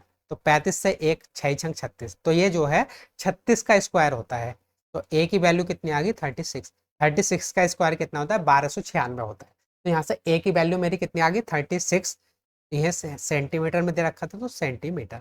तो ये जो क्यूब है, जो ये घन है, उसकी जो भुजा है, साइड है, उसकी जो लेंथ आ गई वो कितनी आ गई 36 सेंटीमीटर। अब मुझे उसका डायगोनल बताना है। तो जो क्यूब होता है, क्यूब के डायगोनल का फॉर्मूला क्या होता है, a√3। जो घन होता है उसके जो विकर्ण का जो फॉर्मूला होता है वो कितना होता है, a√3। तो यहाँ पर a मेरे पास है, तो यहाँ पर a की वैल्यू मैं रख दूंगा तो कितनी हो जाएगी 36√3। तो ये क्या आ गया, उस जो क्यूब है उस घनाकार जो घन में जो रखी जा सकने वाली सबसे लंबी छड़ की लेंथ कितनी आ गई 36√3 सेंटीमीटर। तो मेरा जो है फोर्थ ऑप्शन हो जाएगा करेक्ट आंसर। समझ पाए, तो यहाँ पर दो फॉर्मूले आपको पता होने चाहिए थे। पहला क्या, जो हमारा क्यूब है उसके टोटल सरफेस एरिया का फॉर्मूला, और वो क्या होता है 6a²। और दूसरा फॉर्मूला क्या पता होना चाहिए, जो क्यूब है जो घन है उसके विकर्ण का फॉर्मूला, वो क्या होता है a√3। ठीक है, तो अगर मेंसुरेशन में आपको फॉर्मूले पता है आप वैल्यू रखते चले जाइए, आपका आंसर आ जाएगा। ठीक है, आगे बढ़ जाएं, अगला क्वेश्चन देख लेते हैं, क्वेश्चन नंबर 10। अब देखिए क्वेश्चन नंबर 10 है, ये असिस्टेंट ओटी CSST जो है 1 अप्रैल 2025 को ये आया हुआ क्वेश्चन है आपका नॉन टीचिंग में। यहाँ पर ये क्या बोलता है, मैं साइड हो जाता हूँ एक सेकंड। एक बेलन के बक पृष्ठ का क्षेत्रफल आपको 4180 वर्ग सेंटीमीटर दे रखा है, इसके आधार की परिधि 110 सेंटीमीटर है और ऊंचाई 38 सेंटीमीटर है, तो बेलन का आयतन क्या होगा। ठीक है, तो बेलन के बक पृष्ठ आपको दे रखा है इस प्रकार से, एक ये बेलन है ना, ये इस प्रकार से एक आपको बेलन दे रखा है, सिलेंडर दे रखा है, और ये क्या कह रहा है कि इसके आधार की परिधि, तो जो इसके आधार की ये परिधि है ये कितनी दे रखी है आपको, 110 सेंटीमीटर, है ना, और इसकी ऊंचाई जो हाइट है ये कितनी दे रखी है, ये दे रखी है तुमको 38 सेंटीमीटर। ठीक है, हमें बेलन का आयतन बताना है, तो बेलन का आयतन बताना है, बेलन के आयतन का फॉर्मूला कितना होता है, पाई आर स्क्वायर एच। बेलन के आयतन का फॉर्मूला होता है, तो एच तो हमारे पास ऑलरेडी है, मुझे क्या चाहिए, आर की वैल्यू चाहिए, तो आर की वैल्यू मैं कैसे निकाल सकता हूँ भाई, यहाँ पर देखिए आपको परिधि दे रखी है, वो कितनी दे रखी है, 110 सेंटीमीटर। परिधि का मतलब होता है 2 पाई आर, जो ये हमारा सर्कल होता है इसकी परिधि का फॉर्मूला कितना होता है, 2 पाई आर। तो 2 पाई आर की वैल्यू आपको कितनी दे रखी है, 110 सेंटीमीटर, है ना, क्वेश्चन में दे रखी है कि जो आधार की परिधि है वो कितनी है, 110 सेंटीमीटर है, और परिधि का फॉर्मूला क्या होता है, 2 पाई आर। तो यहाँ से पाई की वैल्यू हम क्या रख लेंगे, 22/7, तो यहाँ से आर की वैल्यू हमारे पास आ जाएगी। तो आर की वैल्यू क्या आ जाएगी भाई, आर बराबर 110/2, नीचे चला जाएगा, पाई की वैल्यू 22/7 रखेंगे तो नीचे हो जाएगा 22, और 7 अपोन में है, ऊपर चला जाएगा गुणा में। ठीक है, तो आप इसको सोल्व करोगे तो कितनी बार चला जाएगा, 5 बार चला जाएगा, 22 से 110 चला जाएगा 5 बार, 5 दूनी 10, 5 दूनी 10 और 11। ठीक है, तो ये कितना हो गया, 7×5 = 35/2। आर की वैल्यू हमारी यहाँ से रेडियस कितनी आ गई, 35/2 सेंटीमीटर। तो रेडियस हमारे पास है 35/2 सेंटीमीटर, हाइट हमारे पास कितनी है, हाइट हमारे पास है 38 सेंटीमीटर। तो अब यहाँ से बड़ी आसानी से हम क्या निकाल सकते हैं, बेलन का आयतन, सिलेंडर का आयतन। तो सिलेंडर के जो आयतन है, वॉल्यूम है, उसका फॉर्मूला क्या होता है हमारे पास, पाई आर स्क्वायर एच। तो यहाँ पर आप वैल्यू रखते चले जाओ, पाई की वैल्यू रखोगे 22/7, आर की वैल्यू क्या रखोगे, आर का स्क्वायर है तो 35/2 मल्टीप्लाई बाई 35/2, और एच की वैल्यू कितनी है, 38। ठीक है, तो अब हम जो है इसको सॉल्व कर लेंगे। तो भाई देखिए 7 से 35 चला जाएगा 5 बार, और यहाँ पर 2 से 22 चला जाएगा 11 टाइम्स, 2 से जो 38 है वो कितनी बार चला जाएगा, 19 बार। तो नीचे से तो सारी वैल्यू हमारी कट हो गई, ऊपर क्या बचा, 11 × 5 × 35 × 19। तो अब हमारे पास ये बचा है, तो भाई अब हम यहाँ पर क्या करें, या तो हमारे पास दो रास्ते बचते हैं, या तो हम इसके गुणा कर लें, या फिर अगर हम इसके गुणा नहीं करना चाहते, आंसर को जल्दी निकालना चाहते हैं, तो मेरे पास और क्या रास्ता बचता है। एक तो देखिए रास्ता ये बचता है कि देखिए सबकी यूनिट डिजिट मेरे पास अलग अलग है, कि अगर मैं यूनिट डिजिट को चेक कर लूँ मेरा आंसर आ जाएगा। तो अगर मैं यूनिट डिजिट को चेक करूंगा तो कितना आएगा भाई, 1 की 5 से गुणा करोगे 5, 5 की 5 से गुणा करोगे 5×5 = 25, फिर से 5 आएगा, और 5 की 9 से गुणा करोगे 5×9 = 45, तो मेरा यूनिट डिजिट कितना आ जाएगा, 5 आ जाएगा। और यूनिट डिजिट 5 सिर्फ एक ही ऑप्शन में है, फोर्थ ऑप्शन में, यही हो जाएगा मेरा करेक्ट आंसर। ठीक है, समझ पाए। तो यहाँ पर मेरी इकाई के अंक यूनिट डिजिट अलग अलग थी, तो मैंने उससे कर लिया। यहाँ पे दूसरा तरीका मैं आपको बता दूं कि दूसरा तरीका हम क्या सोच सकते थे, अगर बाई चांस 2-3 ऑप्शन में यूनिट डिजिट बिल्कुल सेम सेम होते, 5-5 होते, तब हम और क्या तरीका अपना सकते थे कि मुझको एक फैक्टर तो यहाँ पर 5 का दिख रहा है, और 35 में भी क्या छुपा हुआ है, 5। तो 5 की 5 से गुणा करूंगा कितना हो जाएगा, 25। मतलब जो भी मेरा ऑप्शन होता है वो 25 का जो है मल्टीपल होना चाहिए था, 25 से पूरा पूरा डिवाइड होना चाहिए था। और 25 से पूरा पूरा डिवाइड होने के लिए क्या शर्त है कि जो नंबर अगर 25 से डिवाइड होता है तो उसके लास्ट की जो 2 डिजिट हैं वो भी 25 से डिवाइड होनी चाहिए। तो देखिए यहाँ पर इसकी जो है लास्ट की 2 डिजिट 25 से पूरी पूरी डिवाइड होती है, तो ये पूरा नंबर भी 25 से डिवाइड होएगा। तीसरा हमारे पास क्या विकल्प था कि अगर ये वाली कहानी भी हमारी फेल हो जाती, फिर हम क्या कर सकते थे, देखिए यहाँ पर हम जो है 11 का मल्टीपल चेक कर सकते थे। तो ये जो नंबर है 11 का मल्टीपल भी होगा। तो इतने सारे रास्ते हमारे पास हैं, आप यूनिट डिजिट से कर सकते हो, आप यहाँ पर डिविजिबिलिटी चेक कर सकते हो, और सबसे लास्ट में आप जो है यहाँ पर डिजिटल सम का भी यूज कर सकते हो। तो इतने सारे रास्ते आपके पास खुले होते हैं। आपको यहाँ पर ये मल्टीप्लाई नहीं करना, क्योंकि अगर आप गुणा करोगे, गुणा करने में जाओगे तो आपका समय लगेगा। आप इन तरीकों को सीखोगे तो आपकी कैलकुलेशन आसान हो जाएगी। ठीक है, आगे बढ़ जाएं, अगला क्वेश्चन देखते हैं, क्वेश्चन नंबर 11।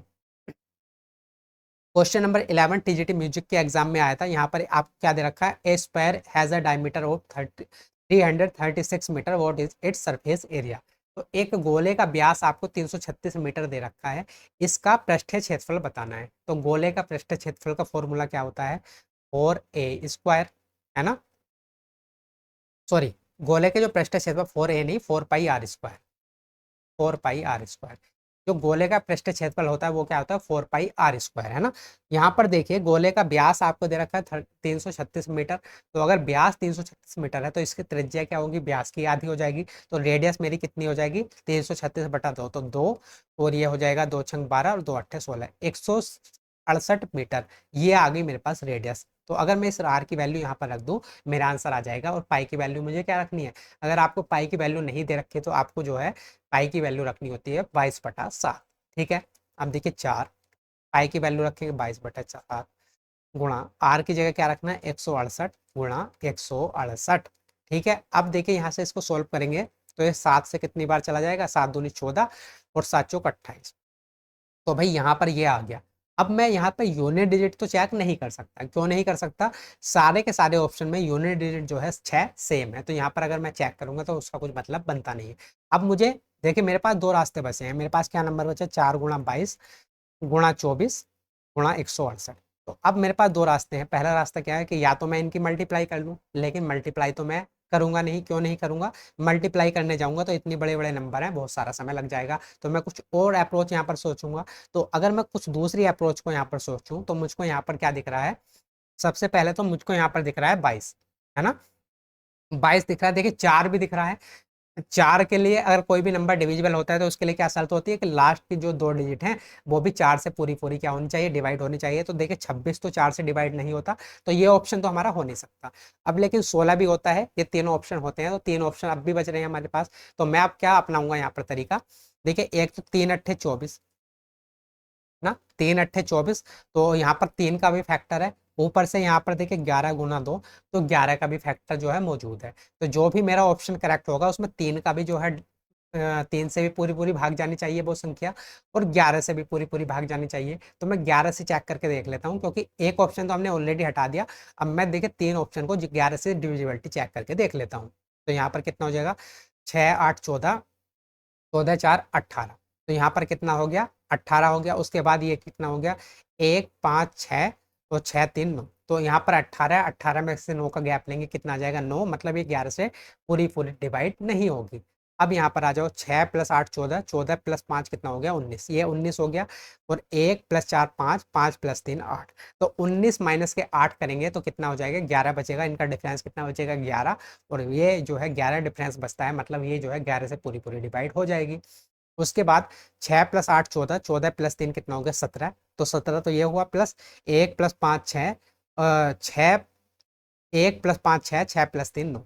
तो 17 में से 9 माइनस करना है, कितना बचेगा 8। और 8 अगर बचता है हमारे पास जो है डिफरेंस, तो वो 11 से डिवाइड नहीं होती, मतलब ये ऑप्शन भी हमारा नहीं हो सकता। तो सिर्फ हमारा थर्ड ऑप्शन हो सकता है करेक्ट। क्यों हो सकता है, क्योंकि यही वाला जो थर्ड ऑप्शन है 11 का जो है पूरा पूरा डिवाइड हो जाता है। तो आप यहाँ से डिविजिबिलिटी भी चेक कर सकते थे। नहीं तो अगर आप यहाँ पर मल्टीप्लाई करने जाओगे तो आपका समय लग सकता है। तो समझ पाए कैसे कैलकुलेशन को आसान करना है, आगे बढ़े। अगला क्वेश्चन देखते हैं, क्वेश्चन नंबर 12। अब देखिए क्वेश्चन नंबर 12 है, टीजीटी म्यूजिक के एग्जाम में आया है। अब इसको कैसे करेंगे,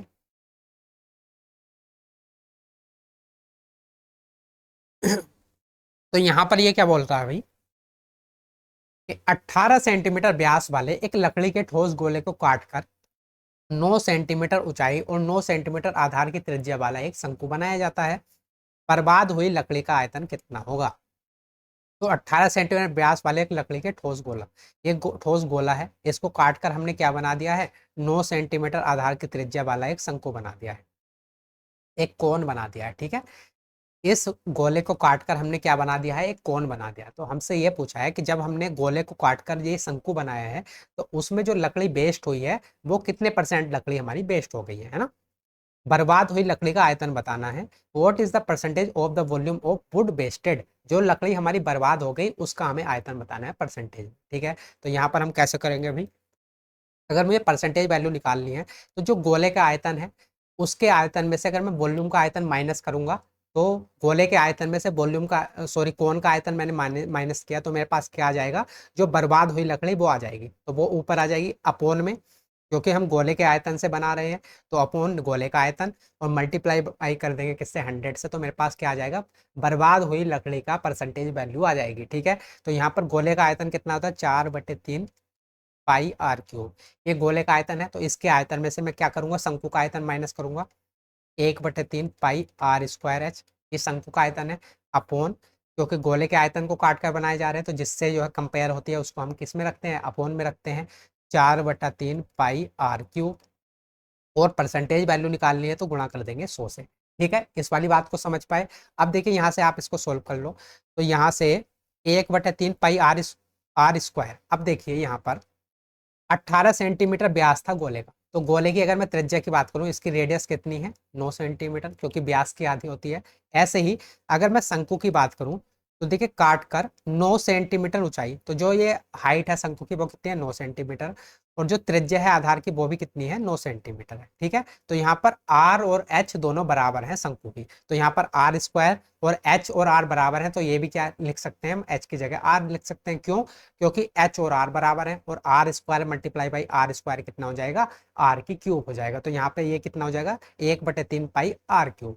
तो हम यहाँ से ऊपर से देखिए 1/3 पाई आर क्यूब अगर मैं कॉमन ले लूँ यहाँ से, तो यहाँ से कितना बचेगा 4, यहाँ से कितना बचेगा -1, और अपोन में कितना है 4/3 पाई आर क्यूब, ये है। अब देखिए 4 पाई आर क्यूब से तो पाई आर क्यूब कैंसिल आउट हो जाएगा, 1/3 से 1/3 कैंसिल आउट हो जाएगा, तो ऊपर कितना बचा, 4 में से 1 माइनस करोगे 3, नीचे कितना है 4, तो 3/4, और मल्टीप्लाई में कितना है 100, तो ये कितना आ जाएगा, 3/4 कितना होता है, 75% होता है, तो हमारा जो है फोर्थ ऑप्शन हो जाएगा करेक्ट आंसर। समझ पाए इस वाली बात को। तो हमें ये बताना था कि भाई हमने जब इस गोले को काट के शंकु बनाया है, तो जितनी लकड़ी बर्बाद हो गई उसका हमें क्या निकालना था, उसकी परसेंटेज वैल्यू फाइंड आउट करनी थी। तो गोले के आयतन में से शंकु का आयतन माइनस करा, अपन गोले का आयतन मल्टीप्लाई बाई 100, हमारा आंसर आ गया। ठीक है, समझ पाए, आगे बढ़ जाएं। अगला क्वेश्चन देखते हैं, क्वेश्चन नंबर 13। अब देखिए क्वेश्चन नंबर 13 है, फार्मासिस्ट के एग्जाम में आया था। यहाँ पर देखिए मैं साइड हो जाता हूँ, आप क्वेश्चन को पढ़िए एक बार। यहाँ पर ये क्या कहता है कि यदि एक समबाहु त्रिभुज की भुजा एक वृत्त की त्रिज्या के बराबर है, जिसका क्षेत्रफल 154 सेंटीमीटर वर्ग सेंटीमीटर है, तो त्रिभुज का क्षेत्रफल बताना है। पाई की वैल्यू मुझे क्या लेनी है, 22/7 लेनी है। तो यहाँ पर देखिए 2-3 फॉर्मूलों की आपको नीड पड़ेगी। पहला तो सबसे पहले, यदि एक समबाहु त्रिभुज इक्विलेटरल जो ट्राइंगल है की भुजा जो है, इक्विलेटरल ट्रायंगल की जो साइड है वो किसके बराबर है, रेडियस के, किसकी, वृत्त की रेडियस के बराबर है। अब देखिए जिसका क्षेत्रफल, किसका, वृत्त का, जिसका क्षेत्रफल, वृत्त का क्षेत्रफल 154 सेंटीमीटर स्क्वायर है ना।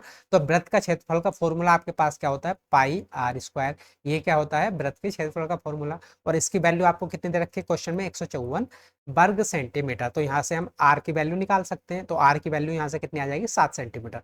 आपको डायरेक्ट भी याद होना चाहिए, आप जब प्रैक्टिस करोगे तो पता चल जाएगा कि अगर क्षेत्रफल आपको 154 दे रखा है तो रेडियस कितनी आती है, 7 आती है। या फिर हम इसको ऐसे भी कर सकते हैं, आर स्क्वायर बराबर पाई की वैल्यू क्या रखेंगे, 22/7, तो 154 अपॉन 22 अपॉन 7, ऊपर चला जाएगा मल्टीप्लाई में। अब ये 11 दूनी 22, 11 11 चौक 44, और दो की 2 से 14 को कितनी बार चला जाएगा, 7 बार। तो यहाँ से आर स्क्वायर की वैल्यू कितनी आ गई, 7 × 7, तो यहाँ से आर की वैल्यू कितनी आ जाएगी, 7 सेंटीमीटर। ठीक है, तो यहाँ से आर की वैल्यू कितनी आ गई, 7 सेंटीमीटर। और देखिए समबाहु त्रिभुज की जो भुजा है वो वृत्त की त्रिज्या के बराबर है, तो ए भी कितना आ गया, 7 सेंटीमीटर, क्योंकि ये रेडियस के बराबर है। इतनी बात समझ गए। अब हमें क्या बताना है, अब हमें बताना है भाई, तो त्रिभुज का क्षेत्रफल बताना है। जो इक्विलेटरल ट्रायंगल है, समबाहु त्रिभुज है, उसका जो है हमें एरिया बताना है। तो मैंने अभी पहले 2-3 क्वेश्चन किए हैं, उसमें बताया था आपको कि जो इक्विलेटरल ट्रायंगल है उसका फॉर्मूला क्या होता है एरिया का, उसकी एरिया का फॉर्मूला होता है √3/4 ए स्क्वायर। अब देखिए ए की वैल्यू मेरे पास कितनी है, 7 है, तो ए की जगह मैं क्या रख दूंगा, 7 रख दूंगा, तो कितना हो जाएगा, √3/4 ए स्क्वायर, 7 का स्क्वायर कितना हो जाएगा, 49। तो कितनी वैल्यू आ गई, 49 √3/4 सेंटीमीटर स्क्वायर क्या आ गया, इक्विलेटरल ट्रायंगल का एरिया आ गया। फोर्थ ऑप्शन हो जाएगा हमारा करेक्ट आंसर। समझ गए, आगे बढ़े। अब अगला क्वेश्चन देखते हैं, क्वेश्चन नंबर 14। अब देखिए क्वेश्चन नंबर 14 है, जीरोक्स ऑपरेटर शिफ्ट थर्ड में। तो देखिए यहाँ पर मैंने जो है नॉन टीचिंग वाले क्वेश्चन भी बहुत ज़्यादा यहाँ पर लिए हैं, जिससे कि आपको ऐसा ना लगे कि ये जो है टीचिंग के लिए है, ये नॉन टीचिंग के लिए नहीं है। आपने देखा होगा यहाँ पर ज़्यादातर क्वेश्चन नॉन टीचिंग के हैं, टीचिंग वाले भी हैं, साथ साथ नॉन टीचिंग वाले भी हैं। ठीक है, तो यहाँ पर ये क्या है, find the volume in metre cube of a cube with edge 44 metre. तो 44 मीटर कोर वाले एक घन का आयतन बताना है। ठीक है, तो उस घन का आयतन बताना है जिसकी एक भुजा की लंबाई कितनी है, 44 मीटर है। तो घन का आयतन का फॉर्मूला क्या होता है, ए क्यूब होता है। ये क्या होता है, घन के आयतन का फॉर्मूला। और ए की वैल्यू आपको क्वेश्चन में कितनी दे रखी है, 44 मीटर। तो यहाँ पर हमें बेसिकली क्या करना है, 44 का क्यूब, तो 44 गुणा 44 गुणा 44। अब देखिए यहाँ पर अगर मैं यूनिट डिजिट से जाऊँ, क्योंकि मुझे देखिए दो ऑप्शन में यूनिट डिजिट समान मिल रही है, दो ऑप्शन में अलग अलग, तो मैं दो ऑप्शन तो एटलीस्ट एलिमिनेट कर सकता हूँ। तो अगर मैं यहाँ पर 44 है ना, यूनिट डिजिट से जाऊं तो 4 चौक 16 और 6 चौक 24, तो मेरा जो यूनिट डिजिट आना चाहिए, इकाई का अंक होके आना चाहिए 4। अब देखिए 4 जो इकाई का अंक है सिर्फ एक ही ऑप्शन में है, इसलिए फोर्थ ऑप्शन हो जाएगा हमारा करेक्ट आंसर। समझ पाए तो कितनी आसानी से हमने इतनी बड़ी गुणा को कैलकुलेट कर लिया है। ठीक है, तो यहाँ पर ये 14 नंबर क्वेश्चन था, आसान था। अगर आपको फॉर्मूला पता था तो आप बड़ी आसानी से कर सकते थे। तो यहाँ पर देखिए हमने बहुत सारे अलग अलग टाइप के क्वेश्चन करे हैं। यहाँ पर टीचिंग के भी क्वेश्चन थे, नॉन टीचिंग के भी। ऐसे तो देखिए परसेंट जो सॉरी मेंसुरेशन का जो क्वेश्चन है हमारा हर शिफ्ट में आता है ना, हर शिफ्ट में आना पक्का तय है। तो जो हमारे मेंसुरेशन के क्वेश्चन है उनको करने का मूल मंत्र क्या है, एक तो आपको फॉर्मूले पता हो, है ना, तो आपको फॉर्मूले तो याद होने ही चाहिए, बिना फॉर्मूले के आप क्वेश्चन को नहीं कर सकते। दूसरा क्या है, दूसरा आती है इसमें कैलकुलेशन। तो कैलकुलेशन को करने के मैंने तरीके बताए हैं, इतने सारे क्वेश्चन किए हैं, उसमें मुश्किल से एक दो क्वेश्चन में ही मुझे जो है कैलकुलेशन ज़्यादा करनी पड़ी है। वो भी उस वजह से क्योंकि क्वेश्चन में लिख के दिया गया था कि भाई जो हमें आंसर बताना है राउंड ऑफ तक बताना है ना, 1 दशमलव स्थान तक पूर्णांकित बताना है। तो उस कंडीशन में मुझे कैलकुलेशन करनी पड़ती है, नहीं तो ज्यादातर जो क्वेश्चन है या तो इकाई के अंक यूनिट डिजिट से सोल्व हो जाएंगे, या फिर 11 की जो डिविजिबिलिटी होती है उससे बहुत सारे क्वेश्चन जो मेंसुरेशन के सोल्व होते हैं। ऐसा क्यों होता है, क्योंकि यहाँ पर पाई आता है, और जो ये पाई आता है ना ये आपकी बहुत ज्यादा हेल्प करता है कैलकुलेशन में। पाई की वैल्यू होती है 22/7। तो जो ये 11 जो बचता है ना, 22 से जो 11 बचता है, ये मुश्किल से ही किसी नंबर से कटता है ना। अगर ये बच जाता है तो इसको हम जो है 4 ऑप्शन में चेक करके देख सकते हैं, 11 की डिविजिबिलिटी को चेक कर सकते हैं, तो बहुत सारा काम हमारा आसान हो जाता है ना। तो जो है 11 की डिविजिबिलिटी, 7 की डिविजिबिलिटी, और जो है 3 और 9 की डिविजिबिलिटी। एक तो डिविजिबिलिटी होगी, एक यूनिट डिजिट हो गया हमारा, दूसरा तीसरा हमारे पास हथियार क्या है, तीसरा है हमारे पास जो है डिजिटल सम। तो इन सारी चीज़ों को लगा के हम जो है मेंसुरेशन की कैलकुलेशन को आसान बना सकते हैं, और फॉर्मूले तो याद होने ही चाहिए, है ना। जैसे यहाँ पर ये क्वेश्चन था आपके सामने, ये वाला जो लास्ट हमने क्वेश्चन नंबर 14 क्या है, यहाँ पर अगर आपको फॉर्मूला ही नहीं पता है तो आप इसको कैसे करोगे, और फॉर्मूला पता है तो तब जो है चुटकियों का काम है आपको मेंसुरेशन को सोल्व करना। ठीक है, तो फॉर्मूले जरूर याद करना। तो यहाँ पर अगर मैं बात करूँ तो मैथ्स में 2025 में, चाहे वो टीचिंग का एग्ज़ाम रहा हो चाहे नॉन टीचिंग का, तो आगे जितने भी आने वाले टीजीटी के एग्ज़ाम हो, चाहे फिर पीआरटी का एग्ज़ाम हो, या फिर आपका जो है दास ग्रेड 4 का एग्ज़ाम हो, एलडीसी का एग्ज़ाम हो, स्टेनो का एग्ज़ाम हो, जेए का एग्ज़ाम हो, और साथ साथ वाइडर का एग्ज़ाम हो, कोई सा भी टीचिंग नॉन टीचिंग का कोई सा भी एग्ज़ाम हो, आप सभी के लिए ये जो है क्लास हेल्पफुल रहेगी, क्योंकि हमने इसमें 2025 में मैथ्स के जितने भी टाइप अलग अलग पूछे गए थे उन सारे टाइप्स को हमने कर लिया है कवर। और जैसे कि आपको पता है आज जो है नई आंसर की आने वाली हैं, जितने भी हमारे पहले अभी पेपर हुए हैं उन सब की आज जो है आंसर की आने वाली है। तो अगर मुझे लगता है कि उन आंसर की में कुछ ऐसे कॉन्सेप्ट हैं, नए कॉन्सेप्ट हैं, नए तरीके हैं जिनसे क्वेश्चन जो है हमारे बने हैं, तो उनको मैं जो है एक वीडियो बना के अलग से आपको करा दूंगा, जिससे कि आपका कोई भी टाइप ना छूटे, है ना। अभी तक का कोई भी टाइप ना छूटे, जिनका आगे एग्जाम है वो जो है सारे टाइप एटलीस्ट करके जाए। ठीक है, तो मैं अगर जो है आज जो है आंसर किया जाएगी उनको एनालिसिस करूंगा, अगर मुझे लगता है कि भाई हाँ ये वाला टाइप हमसे छूट गया था और इसकी ज़रूरत है, इसको कराने की जो है नीड है, तो मैं उसको अलग से वीडियो बना के करा दूंगा। ठीक है, तो आपके सारे टाइप मैं कवर करा दूंगा। ठीक है, और रही बात देखिए इसकी पीडीएफ की, तो पीडीएफ आपको जैसे कि मैंने रीजनिंग की पीडीएफ प्रोवाइड करी है, इसकी पीडीएफ भी मैं आपको आज प्रोवाइड कर दूंगा। और मैं जो है इसके आंसर जो है साथ में नहीं प्रोवाइड करूंगा, उसका कारण मैंने कल भी आपको बताया था। उसका कारण ये है कि ये आपका एक तो प्रैक्टिस सेट नहीं है। प्रैक्टिस सेट होता तो जैसे हमने जो है अलग अलग मतलब प्रैक्टिस सेट सॉल्व कर रहे थे, पूरी आंसर की सॉल्व कर रहे थे, उसके साथ में आंसर आपको देता था, लेकिन इसके साथ आंसर क्यों नहीं दिए, क्योंकि ये है टाइप वाइज। आपको जो है मेरे साथ एक बार तो आपने प्रैक्टिस कर ही ली है इन क्वेश्चन की, अब दोबारा से आपको रिवीजन करना है तो आपको आंसर की बहुत ज़्यादा नीड नहीं है, क्योंकि मैथ्स और रीजनिंग ऐसे पार्ट होते हैं उसमें हमें आंसर्स की बहुत ज़्यादा नीड नहीं होती। वहाँ पर अगर हमने क्वेश्चन को सोल्व कर लिया तो हमारा आंसर भी आ ही जाएगा, और अगर हमारे पास आंसर है और हमसे क्वेश्चन ही सोल्व नहीं हो रहा तो उस चीज़ का कुछ मतलब बनता नहीं है ना। तो ये सिर्फ आपके प्रैक्टिस के लिए है कि जल्दी जल्दी आप चीज़ों को रिवाइज कर सको। अगर आंसर की हमारे पास रहती है तो हमारा सबसे पहला ध्यान, अगर हम थोड़े से भी क्वेश्चन में अटक गए तो सबसे पहला ध्यान हमारा किस पर जाता है, आंसर की पर जाता है ना। तो उससे हम चीज़ों को सीख नहीं पाते। अगर हमें किसी टॉपिक में जो है प्रॉब्लम हो रही है तो उससे हम उस टॉपिक को समझ नहीं पाते, क्योंकि हम आंसर देख लेते हैं, उससे कहीं ना कहीं रेफरेंस ले लेते हैं और आगे बढ़ जाते हैं, है ना। तो उससे हमारा जो वो टॉपिक है वो वीक रह जाता है। तो इसीलिए मैंने इनके आंसर साथ में नहीं दिए हैं कि अगर किसी टॉपिक में आपको प्रॉब्लम आती है, किसी खास पैटर्न में आपको प्रॉब्लम आती है, एटलीस्ट आप उस पर थोड़ा सा दिमाग लगाओ।